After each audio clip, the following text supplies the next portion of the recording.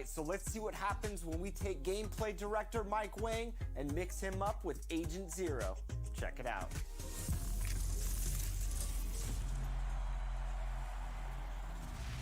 I bet you're all wondering the same thing. What is NBA 2K21 all about, both current gen and next gen? So we're going directly to the developers to ask. Gameplay director Mike Wang joins us here on 2K TV. Mike, how... The Suns bus as it rolled into the arena earlier tonight. And Dayton. Oh, God. Doing it all, DA. Thanks. And now the opening lineup for Phoenix. Rubio and Booker. They're the backcourt. Johnson is out there with Bridges. And it's Ayton in at the center, filling out the middle. And for Oklahoma City, Gallinari and Adams, the combo out front. Chris Paul is out there with Gilgeous-Alexander. And it's Dort into the small forward spot. A nice shot by Booker. Of course, we know these teams have great perimeter play, and they rely on it a lot. It feels as though, Kevin, the current rules in today's game favor ball handling. They favor shooting ability. They want high-scoring games with an ability to go unimpeded to the basket. And what it translates to me, it translates to pretty free-flowing basketball. You've seen the game evolve over the years, Kevin. What's your take on it? I love the way that we see guys with great handles that can shoot and penetrate. I love the bigs outside. I got to tell you, Doris, there's nothing about the game I don't like right now. I'm right there with you. So it's Rubio bringing it up for the Suns. They're moving on after the tough loss they took at the hands of the Blazers. Well, they made a few key shots, but missed many more. It was a rough night for them offensively. You know what, Greg? There was a lot of standing around in that basketball game. Failing to move bodies and failing to move the basketball is a bad formula. A nice shot by Booker. How about that? Impressive, impressive range from Devin Booker. Tremendous touch. Here's Dort. He feeds it to Adams. Over Ayton. The shot, no good. The Suns go the other way with it. And it's slammed in by Bridges. Well, DeAndre Ayton is a team-first guy, and boy, does he set up the open man. Paul passes to Gallinari.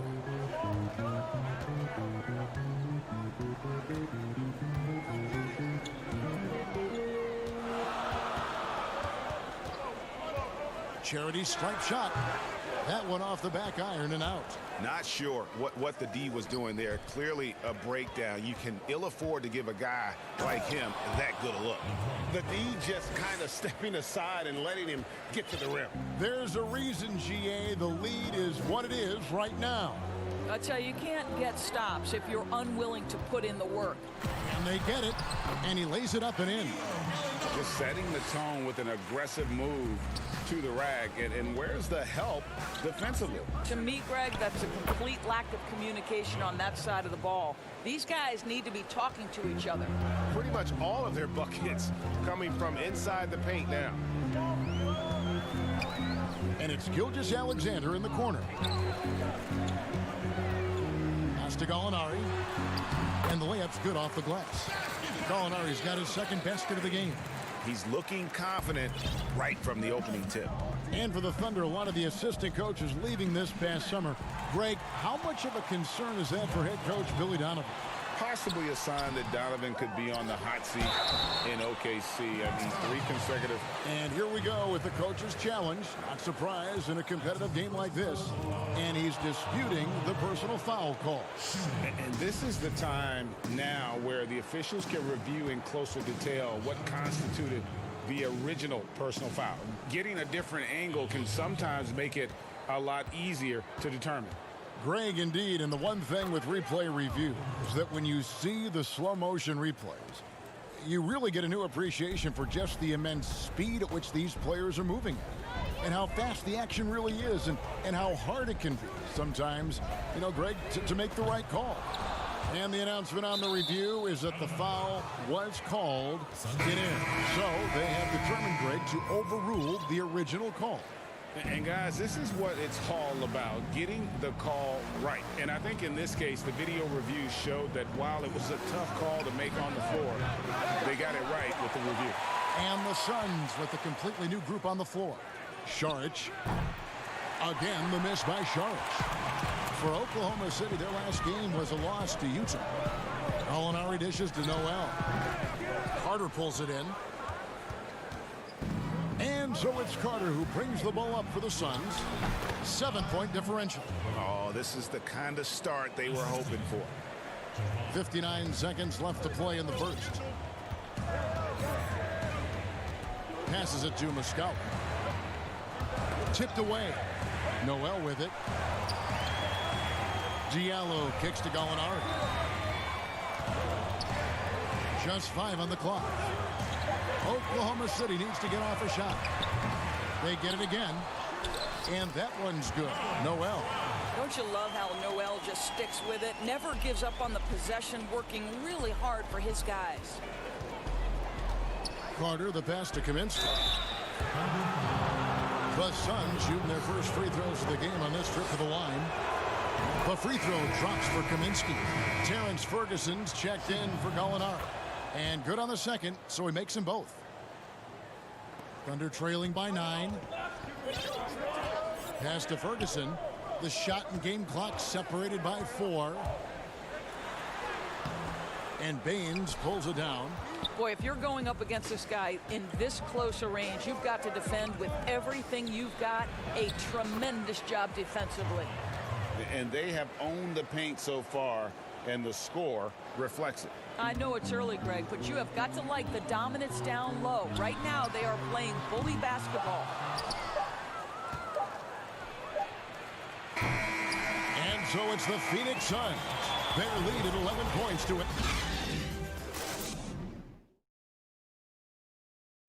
There's a great friendship between Melo, LeBron, Dwayne Wade. It's been a sort of long relationship.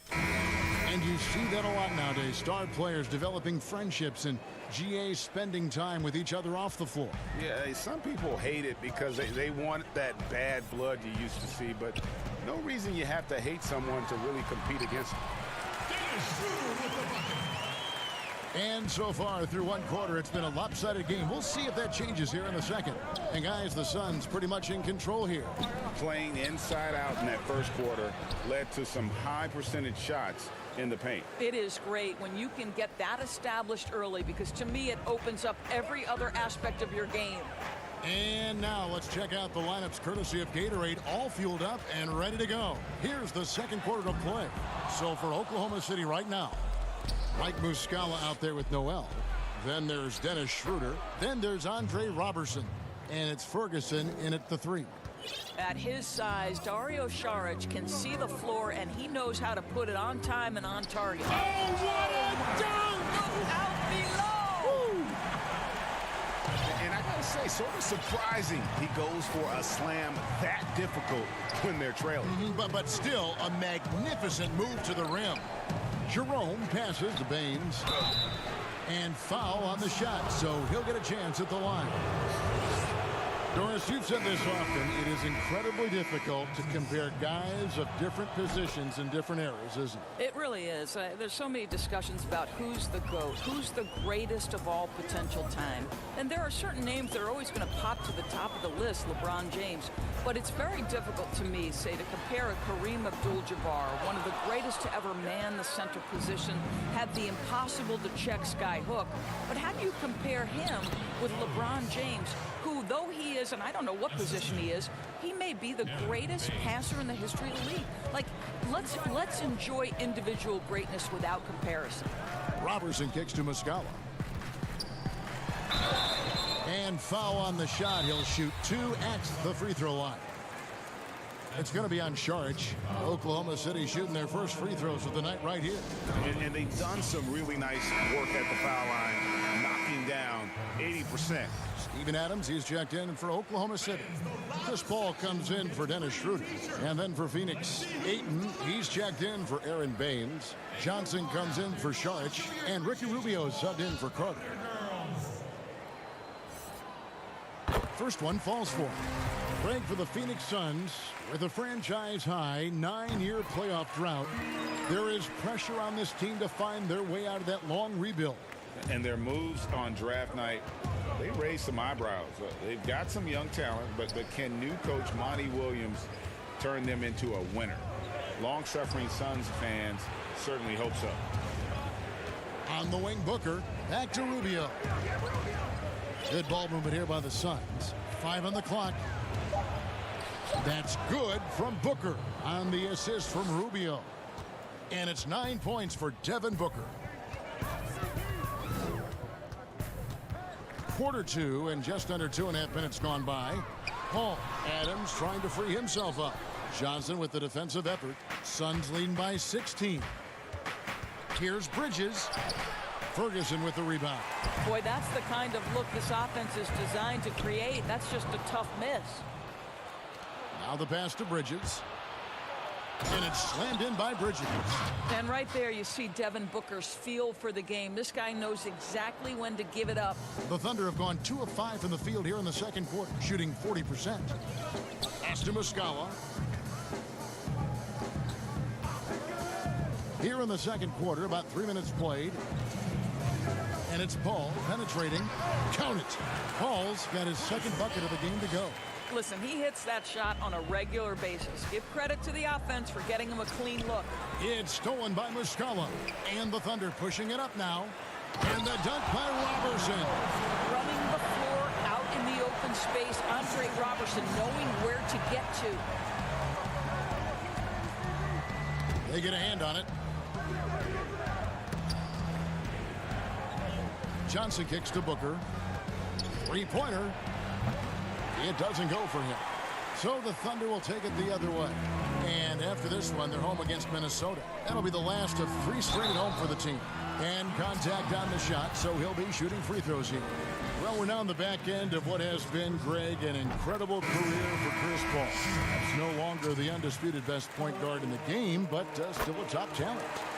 And Chris Paul might not be the best point guard, but any team would be happy to have him. His efficiency and playmaking aren't going away anytime soon. And even though he's never been an overly athletic player, that aspect of his game still is strong as ever. Ayton kicks to Rubio. Shoots over Gilgeous-Alexander. And the Suns miss again. Listen, we know the mid-range game is in this guy's arsenal, but you wonder, should he have moved it just one pass more? Great positioning on the putback. Gilgeous-Alexander's got his second basket of the night. Smooth. Guys, very good job getting himself in close enough that he could just tip it back in. Well said. Those kind of plays in the offensive glass can tell the story sometimes, can't they?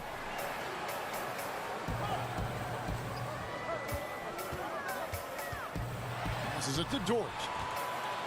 Diallo with it. 6 to shoot. Shoots it up. Dort misses. Just 2 seconds between shot clock and game clock. Rubio, the pass to Ayton. Poke loose. They can close out the quarter if they want to. It's all about patience right here. Patience and execution. Get a good look. –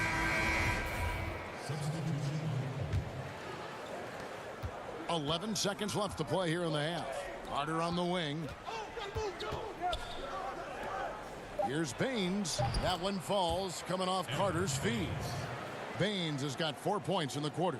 Unselfishness can be infectious. Terrific teamwork. And so that's the end of the first half. All right, David, thank you. We'll be back after halftime for the start of the third quarter. It's the 2K Sports Halftime Show. Hey, welcome back to out in front of the half is Phoenix.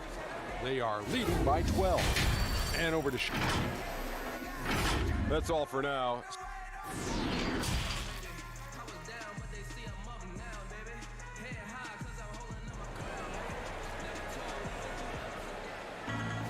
And with the second half upon us, we'll find out if this game becomes the route that it's threatening to be. It's kind of like what Devin Booker is doing in this one. Yeah, and just look at the numbers from the first half. He has been very efficient. I think they've taken their time. They've showed incredible patience. It's a sign of a well-coached ball club. Getting underway in the second half. Here's the 5 for Monty Williams. Rubio and Booker, they're the backcourt. Ayton is out there with Johnson. And it's Bridges in at the 3. Down to 5 on the shot clock. Unloads. That one, no good. And Phoenix the other way now. They led by as many as 18 points. And that's the battle they haven't been winning today. Their work on the glass has been porous, and that's got to change. Boy, he really wanted that shot, trying to make the defense pay for leaving him that wide open. You know, Greg, for the Thunder fans, hard to see their star power dwindle, but they got a lot in return. Yeah, but the Thunder were capped out. They hadn't made it past the first round in 3 years. And in exchange for Paul George, they got one of the richest trade packages in league history. Here's Gilgeous-Alexander.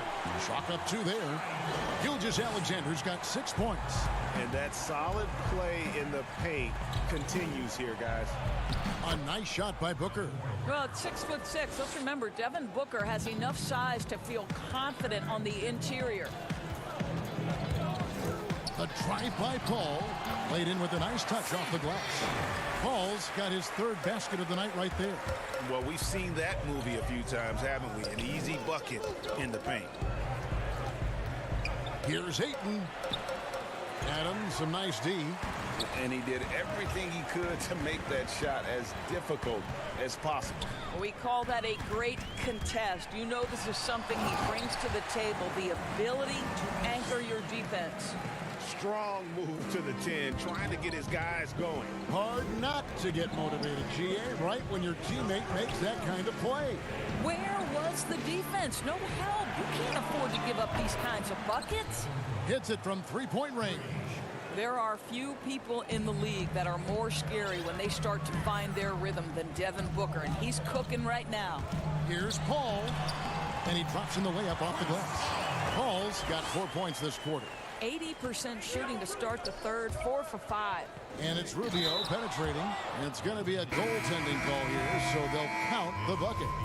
We're seeing some great shooters with length, tall players shooting from outside. That seems to be the rage right now, but when you look in your crystal ball, Doris, what might be the next player trend in the NBA? So we saw the evolution of big men as 3-point shooters, men being able to enter the league as sort of back to the basket, consistent rebounding forces out of the post, now stepping away and becoming threats as face-up scorers. To me, one of the most intriguing young players in the league right now is Nikola Jokic. Here's a 7-foot guy who is a tremendous playmaker. His instinct is to pass more than it is to score. So you wonder, is that the next evolution of big men? And then the other thing, Kevin, you are starting to see offensive rebounding went away as a focal point of teams in the NBA. You are starting to see teams go back after the offensive glass. Does that continue? Second chance is a big statistic, isn't it? It is. And on an open look like that, he's very gifted at making the weak coverage pay. Paul. Rubio with the rebound. So it's Rubio bringing it up for Phoenix. They have a 9-point lead. Their next game is at the American Airlines Center in Dallas for a game with the Mavericks. That'll be the last game of their very short 3-game road tour. Ferguson's shot is good. I'm not sure what he was thinking exactly, but he finds a way to convert. And we've got an update here, so let's catch up with David Aldridge. Well, Kevin, last season the G League tested out an expansion of the clear path rule. Now that expansion is making its way to the NBA. It should discourage those intentional fouls that slow up teams on the fast break. Fans wanted it, and analysts clamored for it. That will allow the amazing athletes in this league more opportunities to show what they can do in the fast break. You're right, David. A welcome change. Thank you. The Thunder shooting their 5th and 6th free throws of the game. Well, you look at the Suns going forward. They have got to believe a big part of the puzzle is DeAndre Ayton. This guy was the #1 overall pick in last year's draft. Looking at who's out there now for the Thunder. Nerlens Noel checks in for Adams. Diallo comes in for Terrence Ferguson. And Dennis Schroeder subbed in for Andre Robertson. Gallinari, he's checked in for Oklahoma City. Thunder trailing by 7. Schroeder surveying the floor. From deep 3-point range, here's Noel. Shooting foul as the whistle blows. He'll shoot 2 free throws. And you know, guys, listen, Noel brings value. The reason he's a menace on the defensive end and an absolute warrior on the glass. Both free throws good from Noel. And even though they're down, they are putting on a show at the free throw line. Carter outside. Lets it go with the three. Sinks the three-pointer. Carter's got 10 points. Yeah, how about the percentage they're shooting from beyond the arc here in the second half? Pass to Gallinari. The three. The shot's good on the assist by Schroeder. And it's 7 points for Gallinari. We are talking about a very solid passer at his position. Schroeder identifying an open teammate. And the whistle blows. It's going to be on Aaron Baines. That's his first foul of the game, and the bonus will go to the free throw line. The Thunder have been at their finest 4 at the free throw line tonight. 8 attempts, 8 makes. All free throws good from Noel.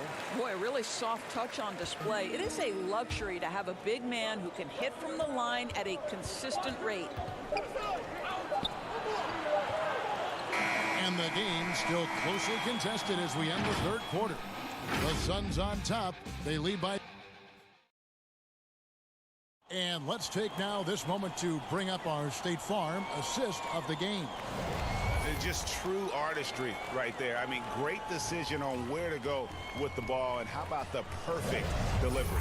We call that, Greg, putting it right in the pocket, and he knew what to do with it once it was there. Well, this has been a great contest so far, and I imagine the fourth quarter could have even more action in store for us. Schroeder and Gilgeous-Alexander pair up in the backcourt. Gallinari is out there with Nerlens Noel, and it's Diallo in at the small forward. That's the lineup in the game for Oklahoma City. Here's Kaminsky, and he uses the glass on the layup. Kaminsky's got the fourth quarter started here with a bucket for the Suns. Thunder trailing by 5. Passes to Gallinari. Kicks it to Noel. Makes it off the glass. And that field goal percentage climbing now above 50%. They look like a different team here in the second half. Carter, that's good. It's been like this all night for both teams. The offenses having their way. And it is a major disadvantage down the stretch if you can't guard. This may just come down to who has the ball last. Here's Gallinari. Up again. It's good on the putback. And this is what happens when you fail to check out Nerlens Noel. He's going to put it right back in your grill. Jerome, good. Yeah, nothing too fancy.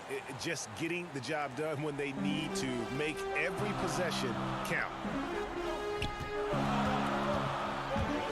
Gilgeous-Alexander with it. Charges there. And 2 shots coming up at the line as he gets fouled on the shot.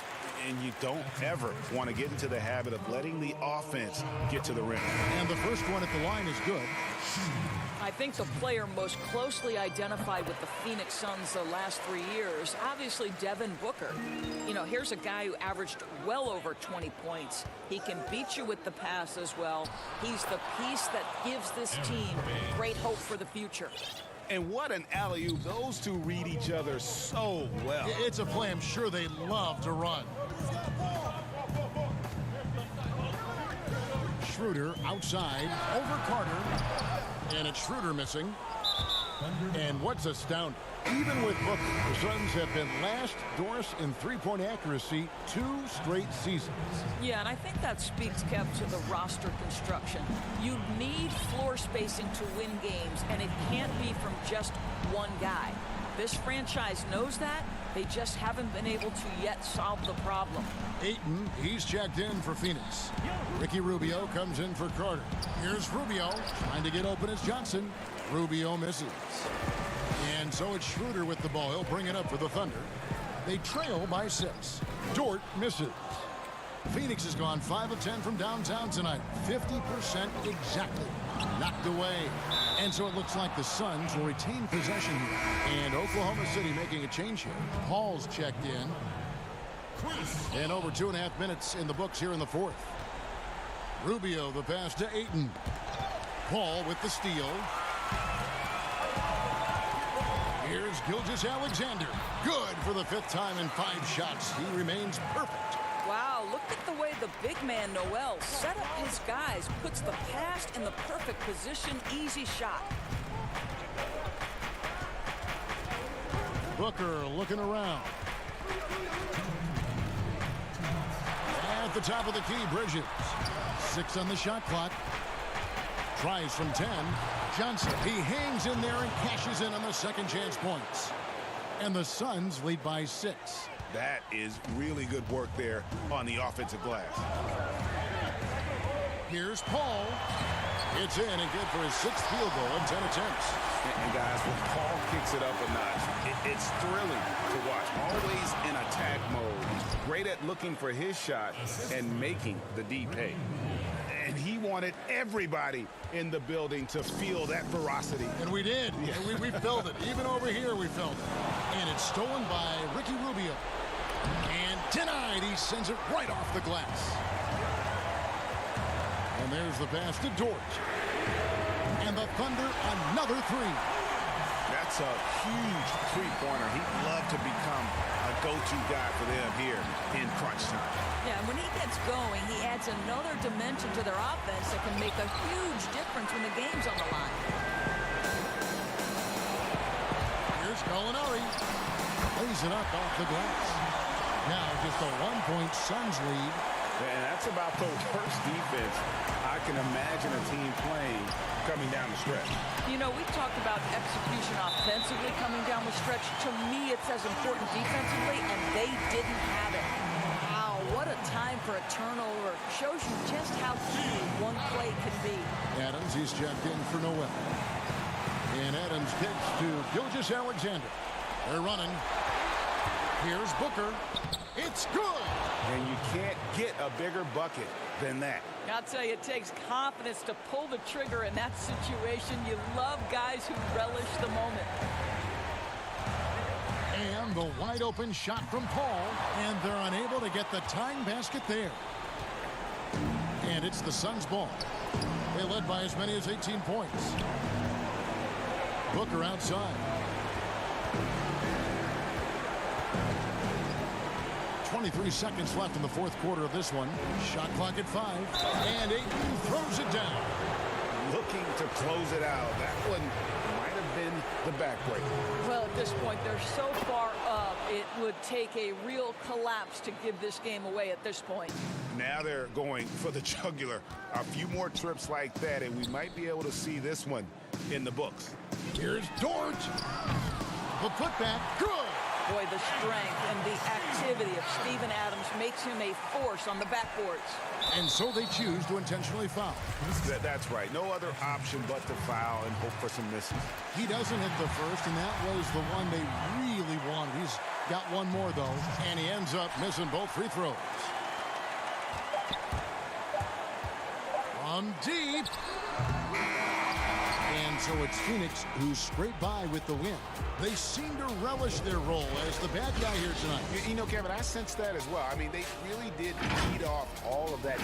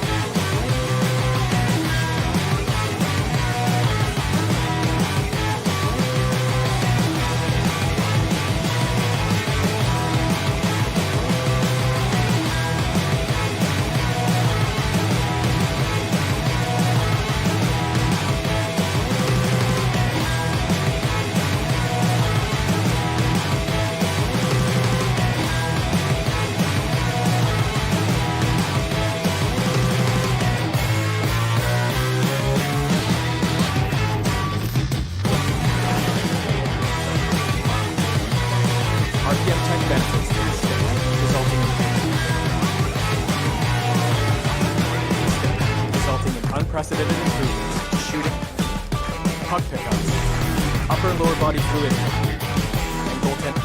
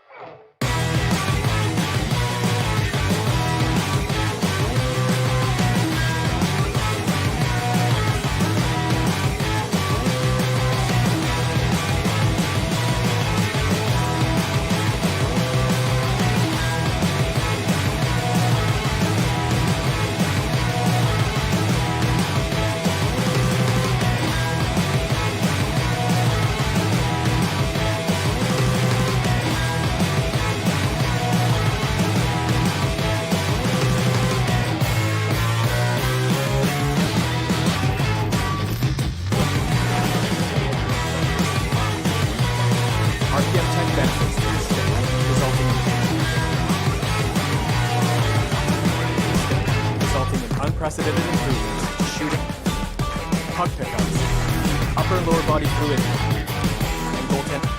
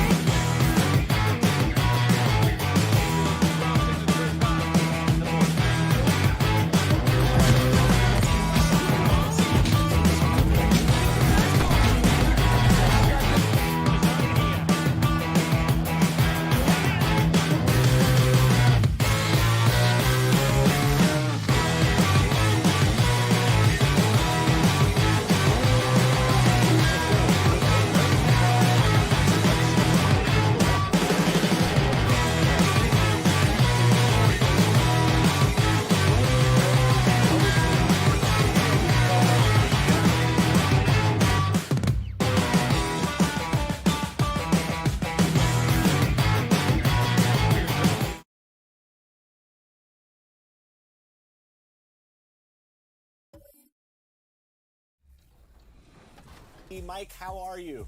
Hey, it's great to see you guys.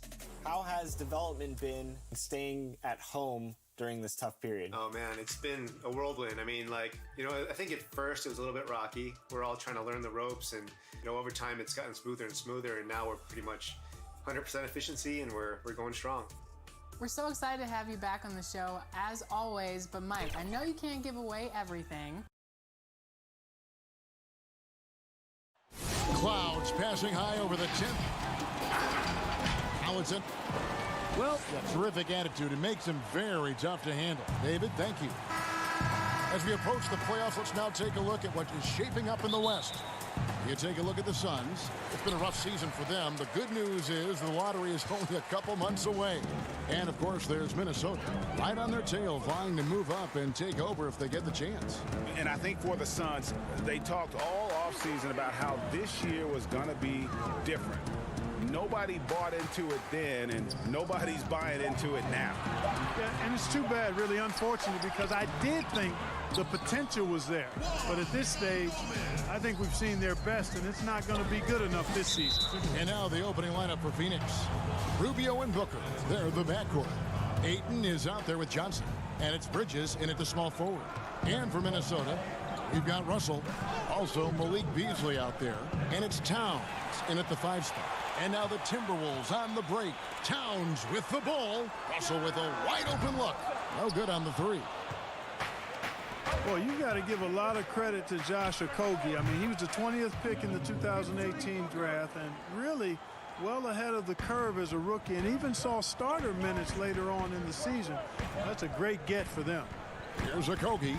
Devin Booker picking up that last basket. The kick out to Towns. Takes a 3. It's hauled in by the Suns. They're moving on after the tough loss they took at the hands of the Blazers.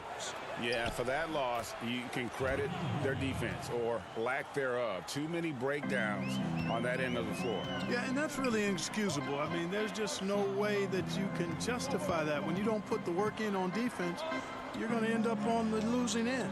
Here's Russell after the made shot from Ricky Rubio. Beasley, the pass to Hernan Gomez. Just 5 to shoot. And here's Beasley.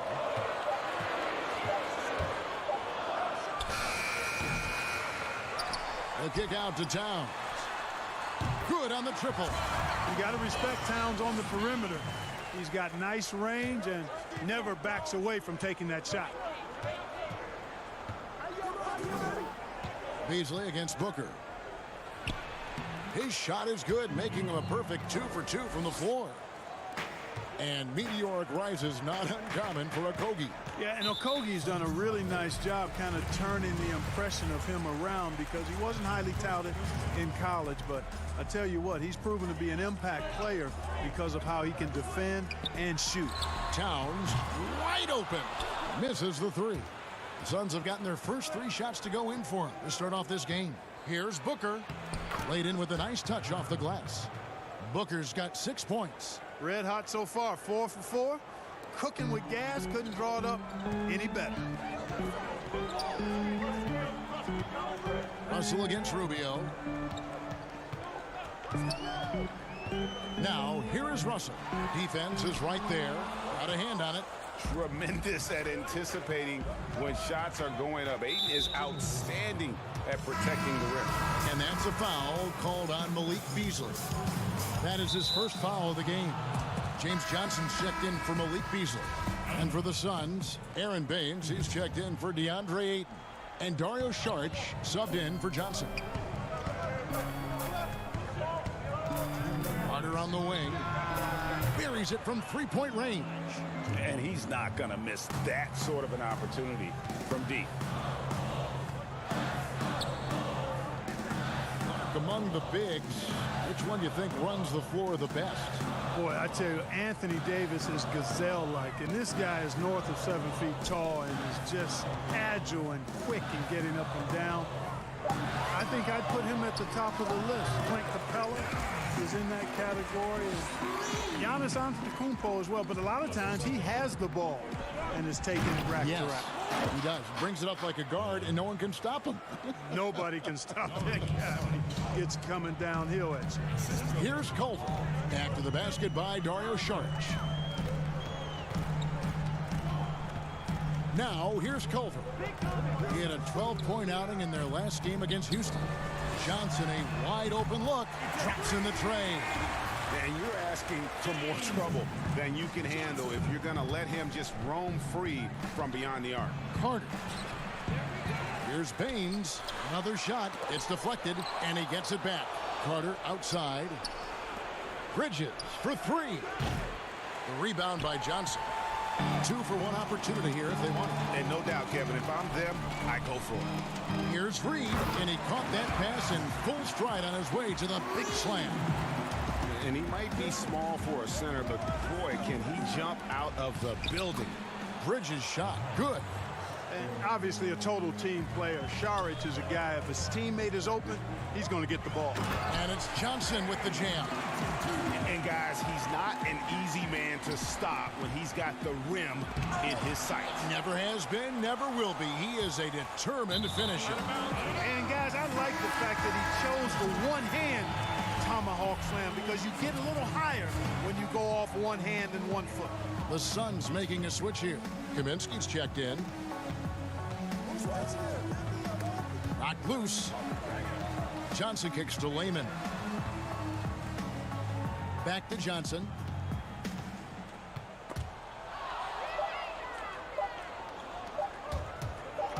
And it's Carter penetrating. And that concludes a back-and-forth, high-scoring first quarter of play.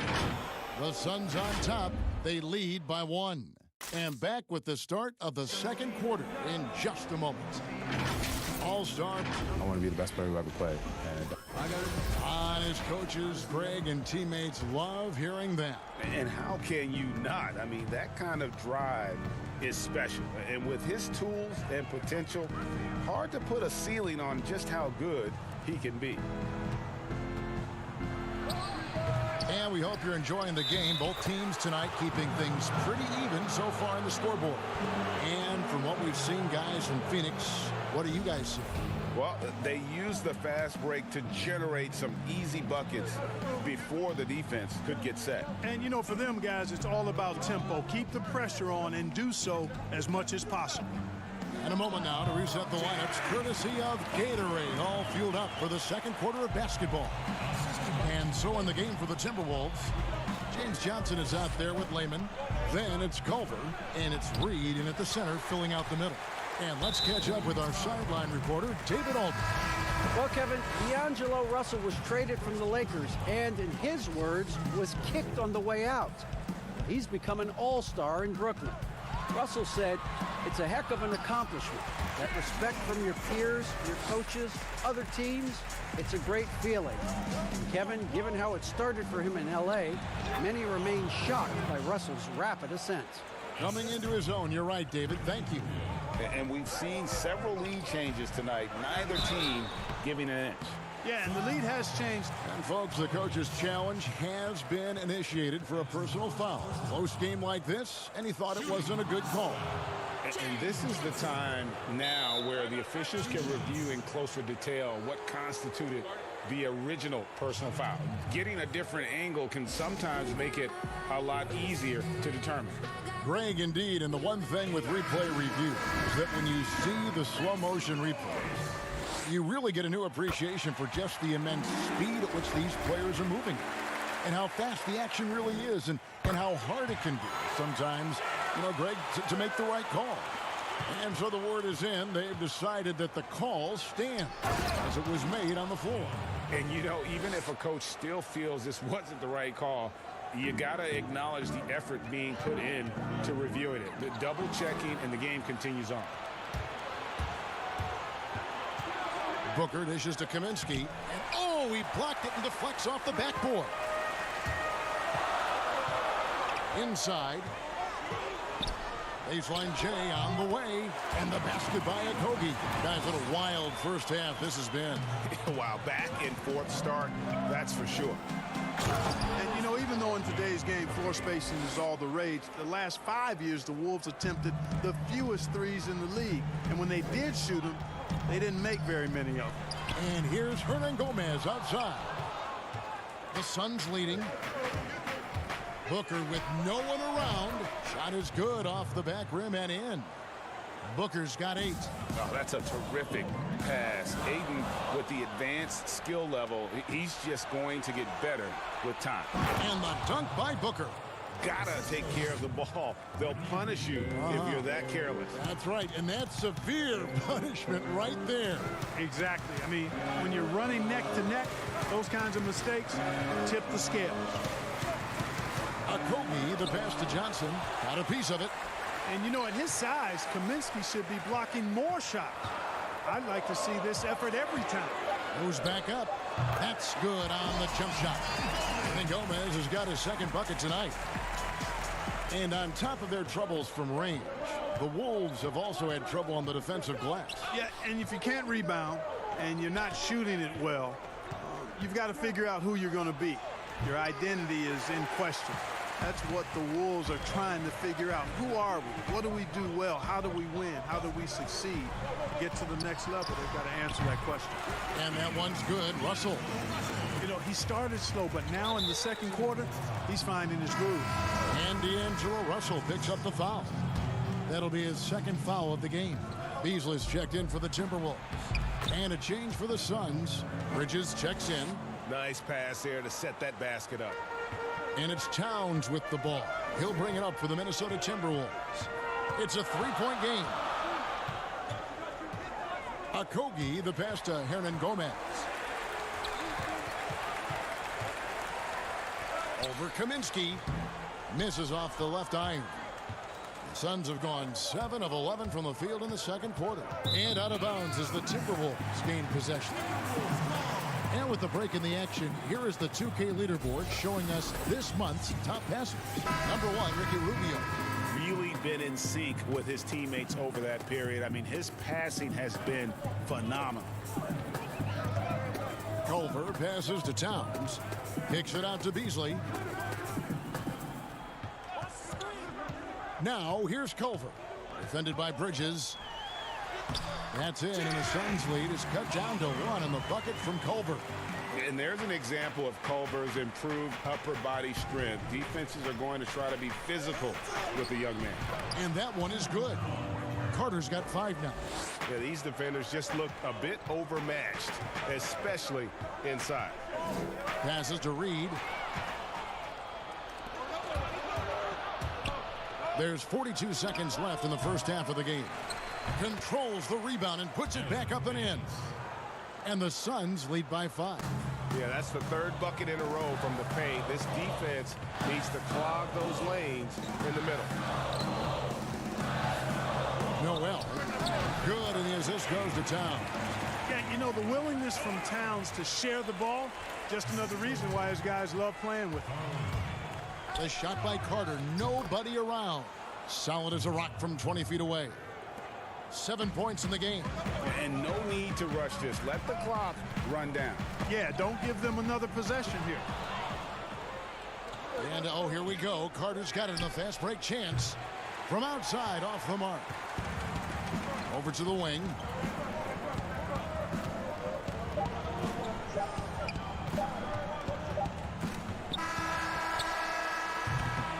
And a close game so far through the first 2 quarters as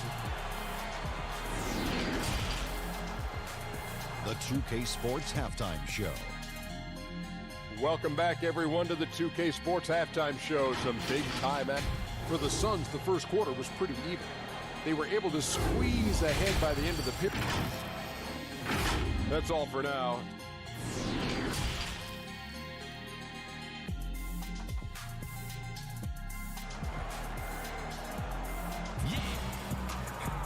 Second half of basketball upon us.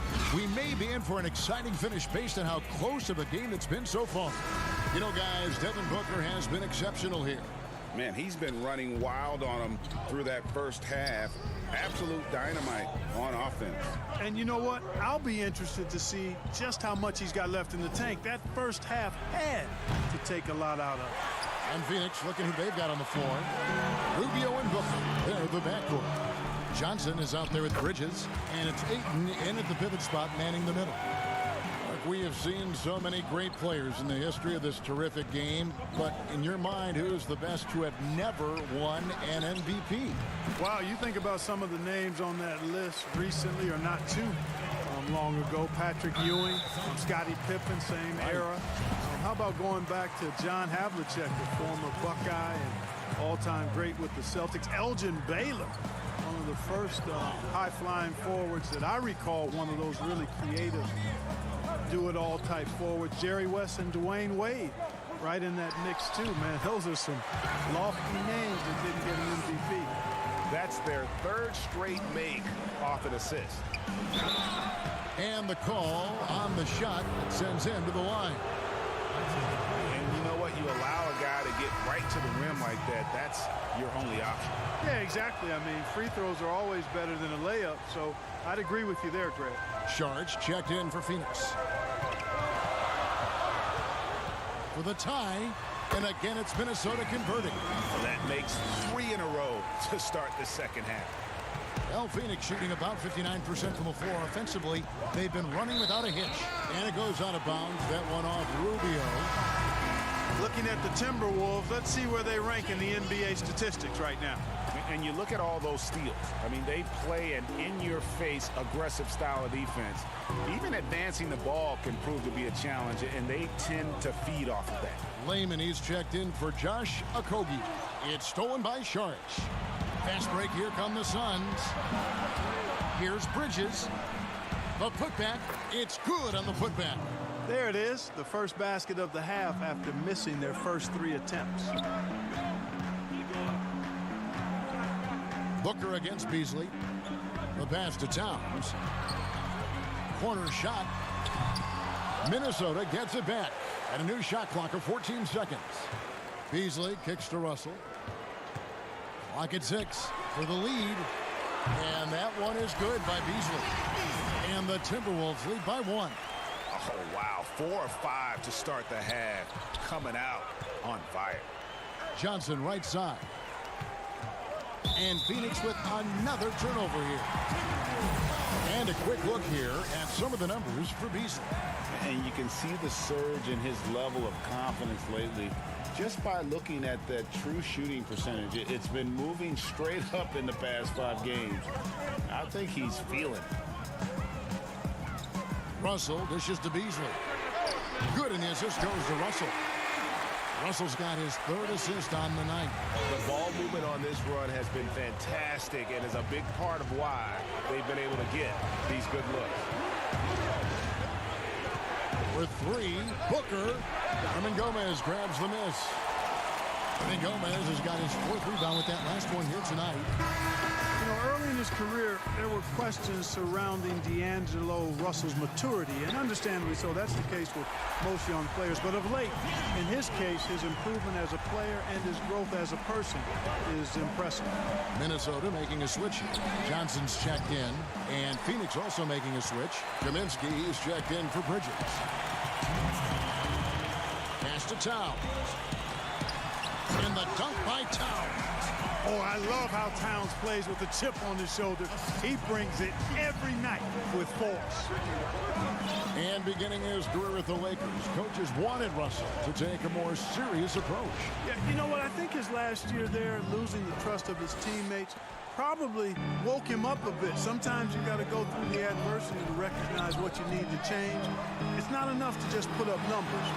You got to be a professional in how you go about your business, and plenty to like about where D'Angelo Russell is and where he's headed.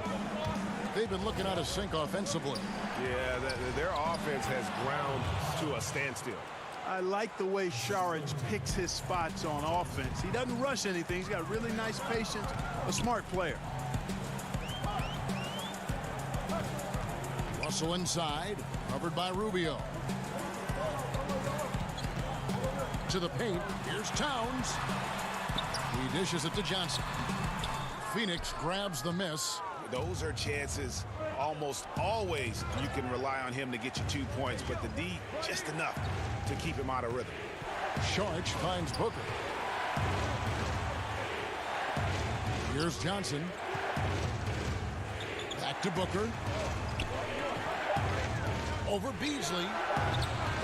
No good from Booker. Guys, this hasn't been his quarter. I mean, to me, he just doesn't look completely comfortable or confident. Here's Russell with the three. That's in. That's his 5th field goal. He's shooting a hot 71%. 5 for 7. Booker the pass to Rubio. Over Russell. A second chance effort, and it's in there. That's now 8 points for Dario Saric. Saric is a high-energy guy and does a nice job positioning to get that offensive rebound. Here's Beasley, and the layup's good off the glass. Beasley's got the lead, back up to 10 now for the Timberwolves. And with the lead, I like the strategy here. Continue to get the ball to guys who can do something with it. If it's working, keep working. That's what I say. Keep the pressure on. D'Angelo Russell getting it done for the Minnesota Timberwolves. He notched 8 points in the quarter and has that terrific basketball instinct on display. We'll get right back to the action when we return. And a quick look now at the State Farm assist of the game. And he sliced the D wide open with his feed. They had no chance to prevent that basket. Yeah, that's just a brilliant read of the defense. I mean, it was also excellent anticipation of the movement of his teammates before the pass. Just great harmony on all sides. Fourth quarter of action is upon us. Thanks as always for joining us. We've got Johnson, and it's Reed in at the 5, roaming the paint. So that's the Timberwolves 5.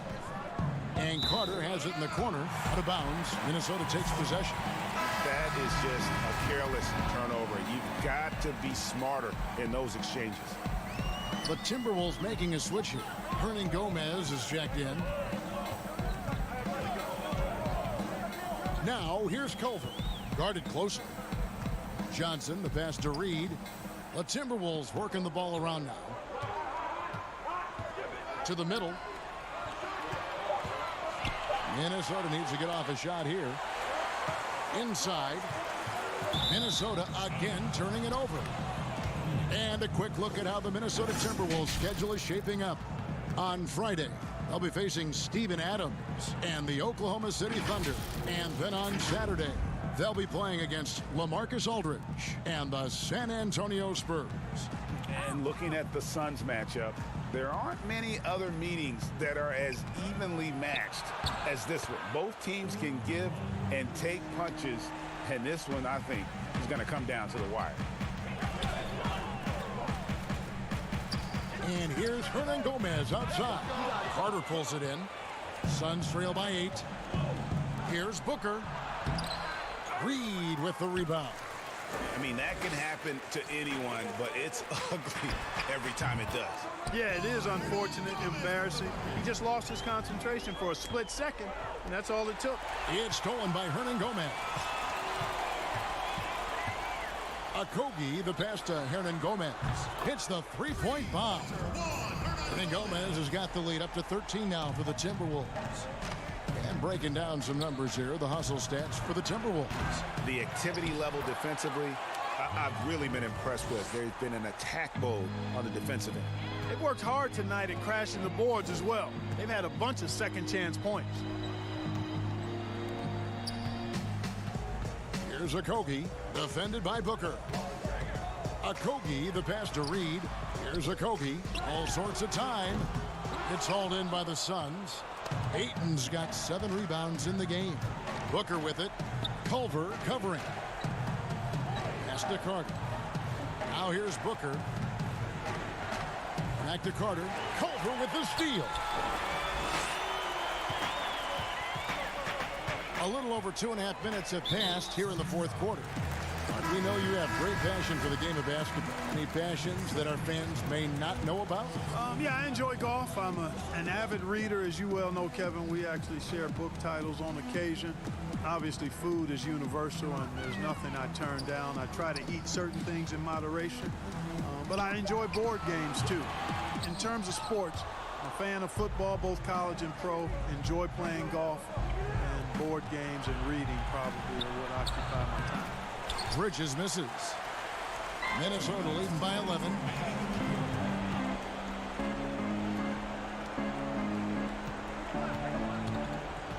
Here's Okogie. Beasley outside. And once again off the mark by Minnesota. The Suns have gone 2 for 5 on field goal attempts in the fourth quarter. And he's going up for the alley-oop. Beasley with the steal. Culver passes to Reed. How about the recognition from Culver? Terrific at realizing when the defense has broken down. Pass to Ayton. That's in, coming off an assist from Rubio. Rubio's got his 4th assist in this one. The pass to Hernan Gomez. Beasley left side. Stolen by Rubio. Now, here's Bridges. He's tightly guarded. He gets that one. Attacking the defense with the pass there, Kevin. Rubio with great vision and no hesitation on the delivery. Beasley inside. He's guarded by Booker. Reed the pass to Beasley. Fires the jumper from the corner and nails it. And the Timberwolves lead by 11. Saw the opportunity to put this away and did not turn it down. And, you know, this run shows what kind of attitude this team has. I mean, the win is there. Go get it. Okogie, the pass to Reed. And here is Hernan Gomez. Stolen by Rubio. Not enough ticks left on the clock to save them tonight. Not by a long shot. It's all but official. And the impressive reach of Ayton. Lob it up his way, and he'll take care of the rest. Pass to Hernan Gomez. Beasley outside. No good from outside. Here's Booker. And he banks in the layup. Really well done there. Just confident and composed, never in a hurry. And Beasley, here we go. And here's Hernan Gomez outside. Missed. And so the Timberwolves take the win. Probably a little closer than they would have liked it, but a win nonetheless. Yeah, but I really got a sense that the fans gave them that emotional boost that was needed down.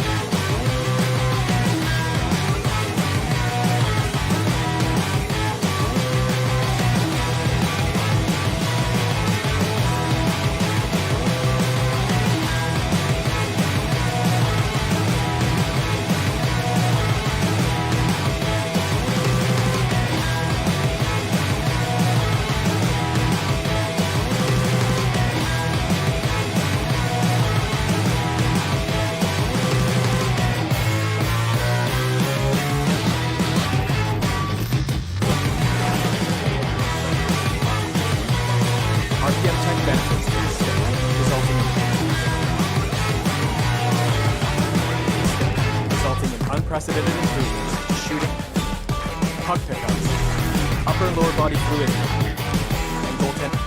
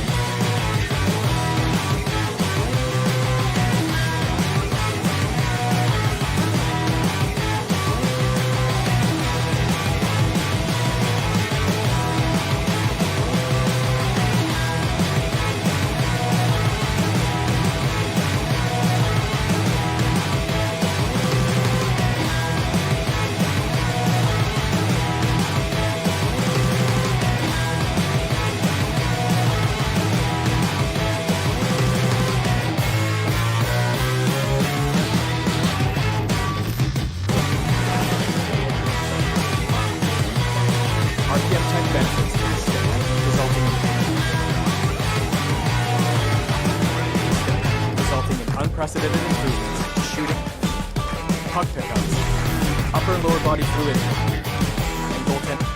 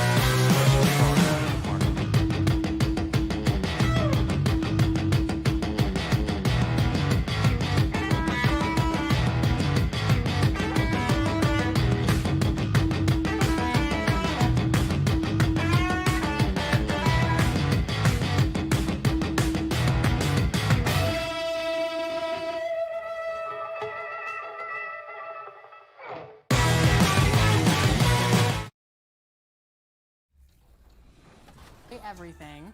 But the big question has been, is Next Gen just going to be the same game but 2.0? What can you tell us? It's absolutely not, Alexis, and I think that's something that we're so excited about is that, we've actually taken the current gen version of the game and we split development between VC Novato and our studio in LA called VC South. And so they've done a great job just taking that game to the next level while the team in Novato is focused on the next gen version. You're going to find that Salt Lake City, Utah, fully illuminated. And we've got...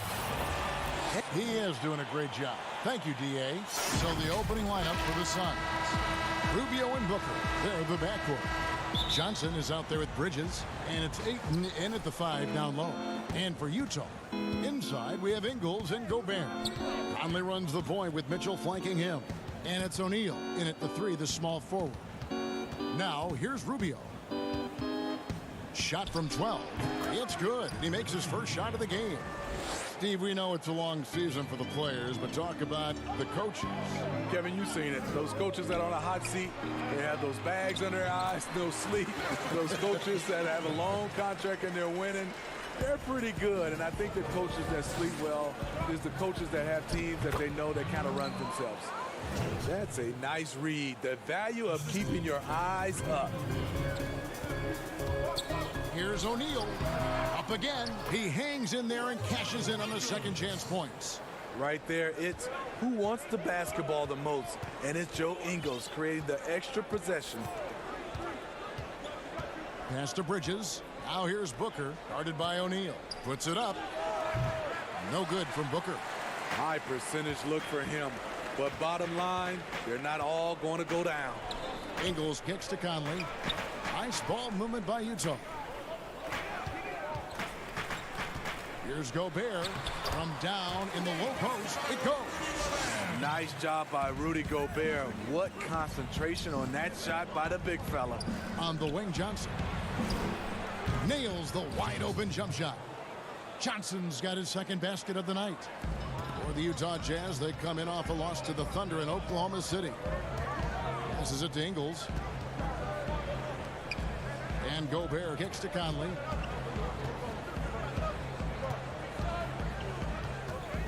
Shoots over Rubio. 5 on the clock. The Jazz need to get off a shot here. Gobert can't hit. Suns have gone 3 of 4 from the field to start out the game. Bridges shot. Good. You're going to have success when you can start out shooting 80% from the game. So early offensively, they've been great. That's the way you like to start. Rudy Gobert not content to just take the foul, used his size to follow through for the bucket. Well, if you ask Rudy Gobert, he's not focused on his individual matchup. His job is to anchor the entire defense. For him, it is a team game. Now O'Neal. After Mikal Bridges missing on that last three-pointer. Booker with no one around. Again, Phoenix. Guys, that's just really unstoppable. He poses a ton of matchup problems for whomever he's facing. And for big men like Gobert, their impact felt by every offensive player on the floor, not just the man he's guarding. Kevin, he's an elite shot blocker, but it's also the shots he alters. His presence alone creates doubt in the mind of shooters. No problem knocking that one down. Gobert's got 6 points. Rubio the pass to Bridges. That's good. It's Rubio with the assist. Rubio's got 3 assists in the game. Mitchell, this is to Ingles. Back to Mitchell. Pass to Gobert. And we're approaching about 3.5 minutes played in the first quarter. Missed the shot. He's made 3 and missed 3 from the field. Here's Booker. It's good. Booker's got his second bucket. Oh, great ball movement there. Mitchell outside. The feed to Gobert. And you look back at that 2013 draft, just call it the year of the sleeper Euro. Giannis Antetokounmpo taken 15th, and this guy, Rudy Gobert, selected with the 27th pick. So Utah going with an almost entirely new group here. Davis is checked in for Joe Ingles. Coach Niang comes in for O'Neal. Jordan Clarkson, he's checked in for Donovan Mitchell. And it's Moutier in for Mike Conley. Phoenix shooting their first free throws. First trip to the line in this one. And they've had really good numbers all season from the free throw line. And, you know, Greg, hindsight always being 20/20. But Greek Freak and Gobert probably go first and second in that 2013 draft. Yeah, and Steven Adams probably top 4. The common thread, all of them play a hard-nosed style, not something that's always associated with foreign-born players, but they're erasing that perception. And again, it's the Suns missing. Jazz trail by 5. Niang passes to Davis. And it's slammed in by Davis. And the one-hand slam just looks so pretty when it's in his hand and he's the one doing the slam. Agreed. He is smooth as silk, even on a power finish. And those are the kind of nice inside looks they've gotten here in the first half. The Suns shooting their third free throw attempt of the game.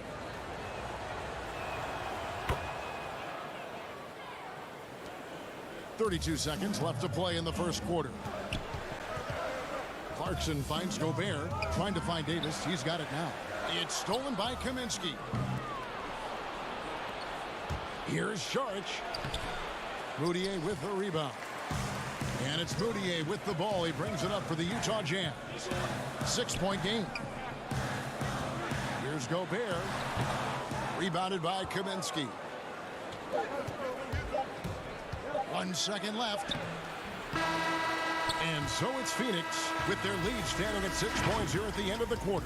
A terrific tempo and a great pace. The fast break has been a central part of their offense. And we'll be back with you shortly. Every year I want to keep getting better. Well, and as a competitor, this is what you should be thinking. And Greg, you should be talking about winning a title. For sure. I mean, it'll take a lot of work, but Gobert sounds like he's up for the challenge of proving the doubters wrong. And thanks again for tuning in. If you're just joining us, we've played through 1 quarter of action so far. And what stands out to you from the Suns in this one? Yeah, in that first period, they looked to push in transition at every opportunity. That's their mindset. Attack, attack, and attack some more. You're not going to beat them playing soft. We've got Davis. Clarkson is out there with Moutier, and it's Rudy Gobert, and it's Niang in at the 3 spot. That's the group for Utah getting going here in the second. All right, let's catch up with our sideline reporter, David Aldridge. Well, Kevin, coming into the 2017 draft, Donovan Mitchell wasn't sure he was ready for the NBA. Mitchell said, I worked out in the summer with Paul George and Chris Paul, and they were the ones who convinced me to keep my name in the draft. They said, look, you're good enough. Just go out there and show it. Kevin, through a couple of seasons in Utah, that's exactly what Mitchell has done. He has made an instant impact on the NBA and the Jazz. D.A., thank you. When Gordon Hayward left the Jazz 3 summers ago, some expected a rebuild. Instead, they hit gold with Donovan Mitchell and kept on trucking. Now Clarkson, following the miss by Frank Kaminsky from deep. Gobert the pass to Davis. Baines with the block. And the whistle blows. It's going to be on Davis. That is his first foul of the game. Joe Ingles is checked in for Gobert. And Phoenix making a change here. And the heartbreak over losing Hayward. Short-lived. But the Jazz still needed to learn from it. Very important that the Jazz retain the stars they developed. I think there were some lessons learned along the way. Steve, Kobe Bryant said that growing up in Italy gave him a huge advantage learning the fundamentals and the tactics of the game. Do you think Europe's better at developing players than the United States? No, I don't think they're better. I do think their system at times for certain players, they get into a system of working on their game. And I wouldn't just say fundamentals from an early age. And a lot of those guys are being able to practice with pros at an early age. I think it comes down to individuals, and also I think a lot of these parents and kids, you have to understand it starts off with making a layup versus making a 3. So I don't think the Europe is doing it better. I just think a lot of times right now we're looking at some of those European players, and they're coming over ready to play from day one versus some other players. Yeah, the chemistry has been terrific. Really impressed with their offensive execution. Booker against Mitchell. The pass to Bridges. Clock at 4. Shoots from the baseline. Good. And a nice assist from Booker. Bridges has got the lead up to 8 now for Phoenix. Beautiful ball movement. Drawing kick. The defense can't catch up. Rubio against Conley. Aston Niang. The Jazz working the ball around now. The drive by Mitchell. You know, he stands 6'3", but Donovan Mitchell's 6'11" wingspan more than compensates. He has the tools to be an elite two-way player. The Jazz making a switch here. O'Neal's checked in. Johnson, he's checked in for Phoenix. He was a part of that terrific draft class in 2017. Donovan Mitchell was somewhat unheralded, but may turn out to be the best of the bunch. And look at the physical profile for Mitchell, a world-class athlete. And it's his aggressiveness for me that puts him over the top. Doesn't shrink from the big moments. He embraces that spotlight. Good on the three-point shot. Mitchell's got 4 points this quarter. Well, coming in, you know Donovan Mitchell's going to get shots. All you can do defensively is try to make it tough on him. And Booker kicks to Rubio. His three-pointer's off the mark. Jazz trail by 6. Here's O'Neal. Nails the baby hook. O'Neal's got his first 2 points of the night. We've talked about it before. Unselfish, great awareness. Ingles willing to turn down the shot if someone can break free. Rubio with it. Picked up by Davis. And they pick up 2. 8 points for Ricky Rubio. Working against size, he's just crafty enough to carve out some wiggle room. And that's tough to do from the mid-range because help can come from anywhere, but he beats everyone to the punch. Out to Conley. Passes it to O'Neal. Mitchell outside. Back to Davis. From downtown. The rebound by Johnson. Suns leading by 6. Shot clock and game clock separated by less than 6 seconds. Bridges shot. Good. Continuing to stoke the fire, his shot making has been absolutely superb. O'Neal dishes to Ingles. 2 free throws coming up, and they call the shooting foul. And now, yep, this will be a coach's challenge. We thought that might happen, triggering a review of the personal foul. And I think when it comes to some of the more difficult calls to make, personal fouls can be tough. The action is so fast that it's really tough to catch everything in real time. The wonders of technology, Greg. We've seen replay reviews so effectively, and involving the coaches by being able now to challenge like this is something a lot of people have been hoping for. And the announcement on the review is that the foul was called in error. So they have determined, Greg, to overrule the original call. And guys, this is what it's all about, getting the call right. And I think in this case... And so it's the Phoenix Suns holding on to an 11-point cushion as we get ready to... And now, the 2K Sports Halftime Show. Hey again, everybody. Out in front at the half is Phoenix. They lead by 11. And over to Shaq. That's all for now.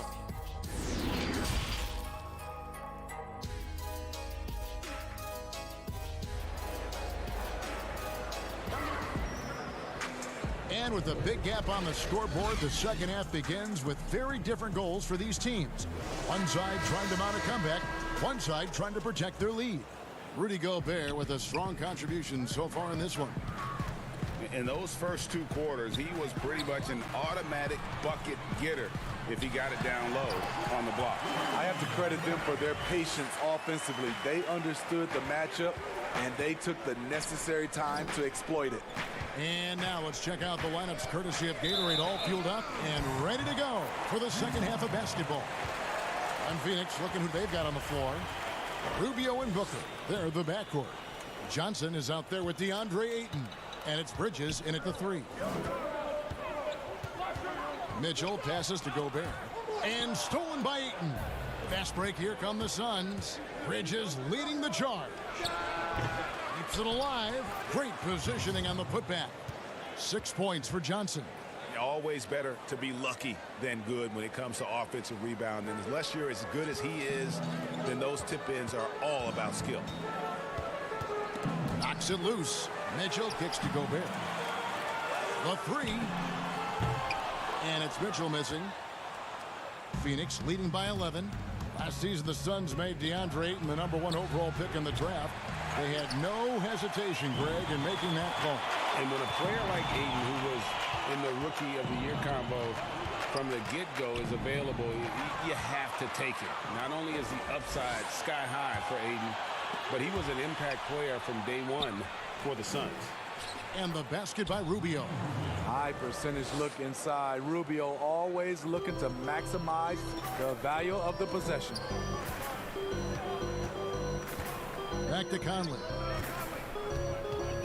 Kicks it to Ingles. The Jazz working the ball around now.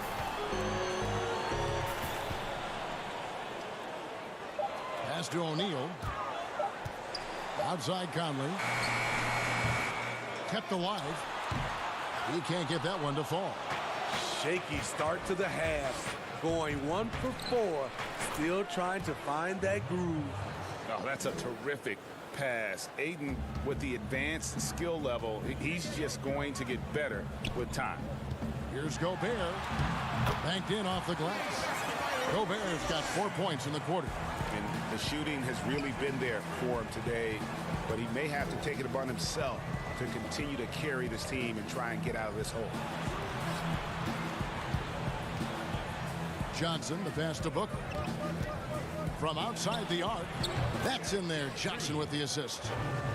Johnson's got 3 assists tonight. Another good play. This is how they built the lead, calling on the right guys at the right time. The reason why they stayed aggressive, and they have not let up this entire night. And at this point, I wouldn't expect them to. Booker with it. Now defended by Mitchell. Goes up the baseline, and it's Phoenix scoring again. And now they're turning this game into a drag race, sprinting out for easy fast break baskets. Ingles passes to Gobert. Trains it from 9 feet away. Gobert's got 17. There's a built-in respect for coaches who played in the NBA. The Jazz, Quinn Snyder, never made it that far. But as a point guard, he helped Duke make 3 Final Four appearances. The dish to Ingles. Back to Gobert. Down low. Mitchell. He gets it in there. He's got 6. Good find, and one of Gobert's advantages as a passer, he can see over everyone's head. Here's Rubio. 10 points for him. Smitty Snyder, also an All-American in high school, 2-time Washington State Basketball Player of the Year in high school. Led Mercer Island to a state title, and then experienced coaching in college, the G League, and abroad. He's a lifer, and he's been around the game far and wide. Here's what Utah's going with right now. George Niang, he's checked in for Joe Ingles. Clarkson comes in for Donovan Mitchell. And Emmanuel Mudiay subbed in for Mike Conley. And he gets the whistle. 2 free throws coming up. Let's use this break to look at the teams that over the past month have been tremendous at converting turnovers into points. The Suns third. And you always like to see aggressive defense. And then when you can convert mistakes into points offensively, that's a big key. Jazz trail by 16. Here's Niang. O'Neal passes to Niang.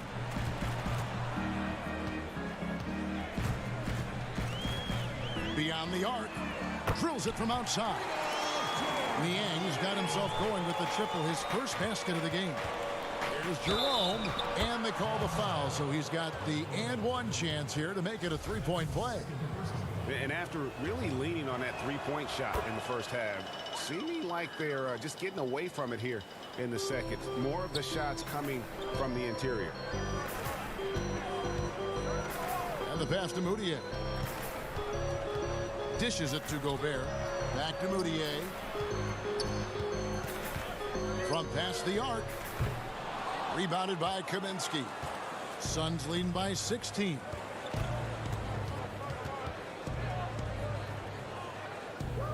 Pass to Jerome.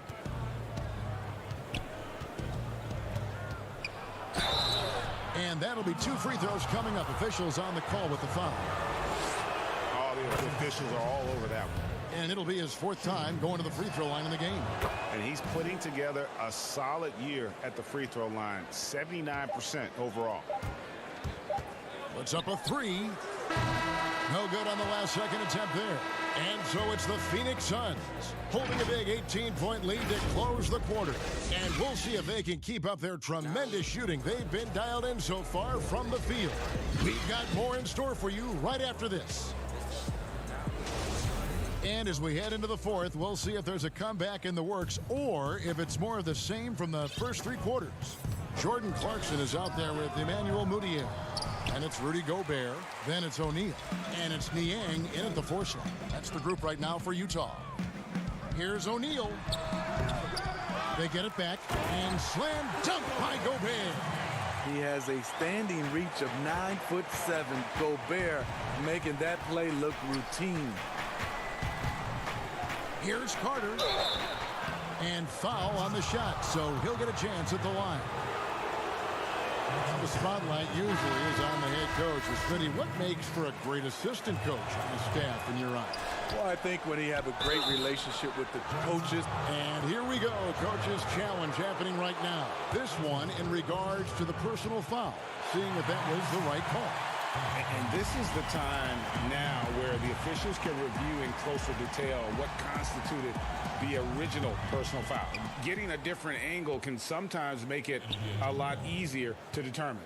Greg, indeed, and the one thing with replay review is that when you see the slow motion replays, you really get a new appreciation for just the immense speed at which these players are moving and how fast the action really is and how hard it can be sometimes, you know, Greg, to make the right call. And the announcement on the review is that the foul was called in error. So they have determined, Greg, to overrule the original call. And guys, this is what it's all about, getting the call right. And I think in this case, the video review showed that while it was a tough call to make on the floor, they got it right with the review. Clarkson picks to Mudiay. Lays it up and banks it in. They should continue to get the ball inside. The defense struggling to contain them. Carter looking around. Booker inside. Good for another bucket. He's made half a dozen now, 6 for 8 on the night. And Matador defense, that's one of the easiest shots he is ever going to see. And this is what happens when you start to break your opponent's spirit. The resistance is no longer there. Carter against Mudiay. Just 5 on the clock. Gobert will not go. This is off the front iron. And so it's Carter who brings the ball up for Phoenix. They can look forward to the American Airlines Center after this game. They'll match up against Dallas. That'll be the 3rd game of this 3-game road trip. Yeah, he's in such a great rhythm right now. Makes sense to get him the ball any way you can. Let him decide whether to shoot it, whether to pass it. He's your catalyst right now. I like what he's doing here. Terrific efficiency scoring the basketball. Booker outside. Just over 2.5 minutes played now here in the final quarter of regulation. The putback, it's good on the putback. And the Suns lead by 18. And those second chance points really become almost like bonus points when you can get them. They get it back, and the shot goes in from Rudy Gobert. You know, I'm happy for Gobert. You hate to get pigeonholed as a player. He's been a force on both ends tonight. Here's Kaminsky. Unable to get that one. Gobert with the defensive effort. And that one good from Clarkson. Nice job creating for the easy deuce. Suns leading by 14. Carter, the pass to Baines. Saric outside. Gobert with the block. And that's one of Gobert's specialties, a shot-blocking master. A nice shot by Carter. And this is going to end in a lopsided victory. I love the tenacity and aggressiveness as well as the ability to close. You really got to give it up here for the Suns. They made more foul shots, and that was the difference. That was a big advantage. The other team was defending with their hands instead of moving their feet, and they handed them a lot of easy points at the line. And so the hard work and effort paying off tonight, putting another win in the books. That'll be win number 27. And they put themselves into the driver's seat in regards to the season series with this team. Tonight's win will give them a 2-1 edge with only one left to play. The one player that really stands out, of course, in this one, it was a dazzling game for DeAndre Ayton. Boy, was it amazing the level of chaos he caused. Challenging ball handlers, getting into passing lanes, racking up a number of steals that helped demoralize his opponent. And here's Gobert. Niang, the putback. He hangs in there and cashes in on the second chance points. And folks, he did not luck into that one. He knew just where he wanted to be to grab that backboard. Carter kicks to Saric. Booker against Moutier. Fires the three. Rebound, Utah. 17 seconds left to play here in the fourth. To the left side wing. Now here's Gobert. And the call will be against George Niang. And that'll be his third foul so far.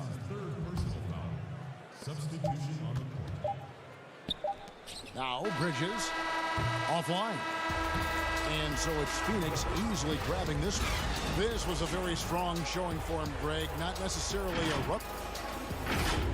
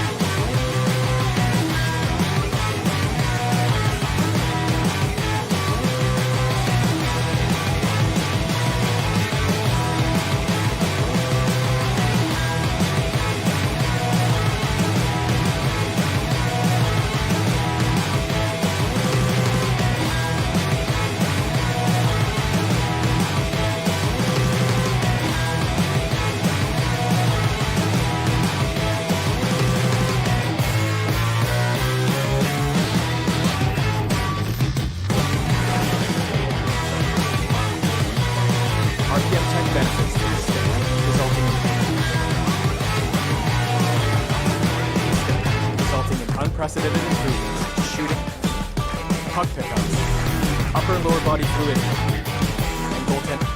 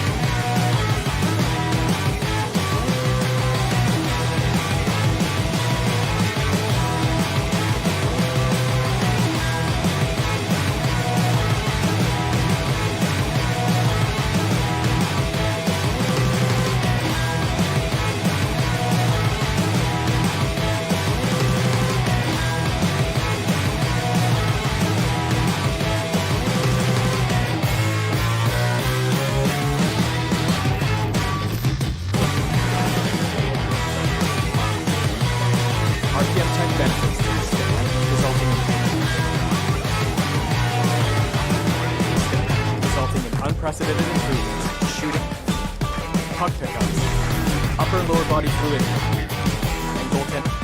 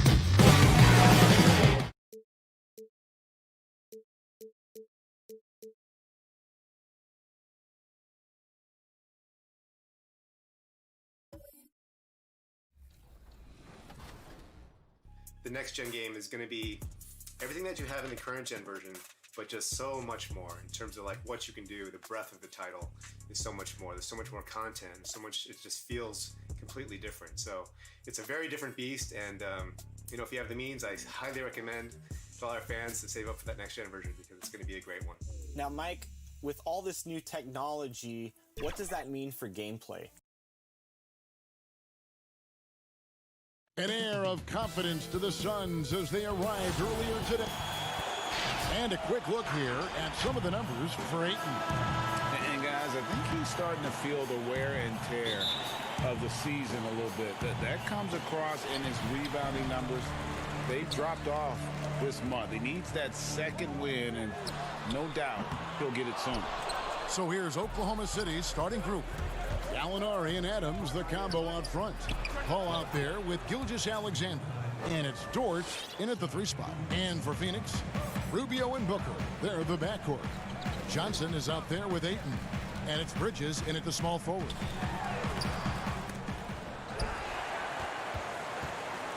Ayton in the corner.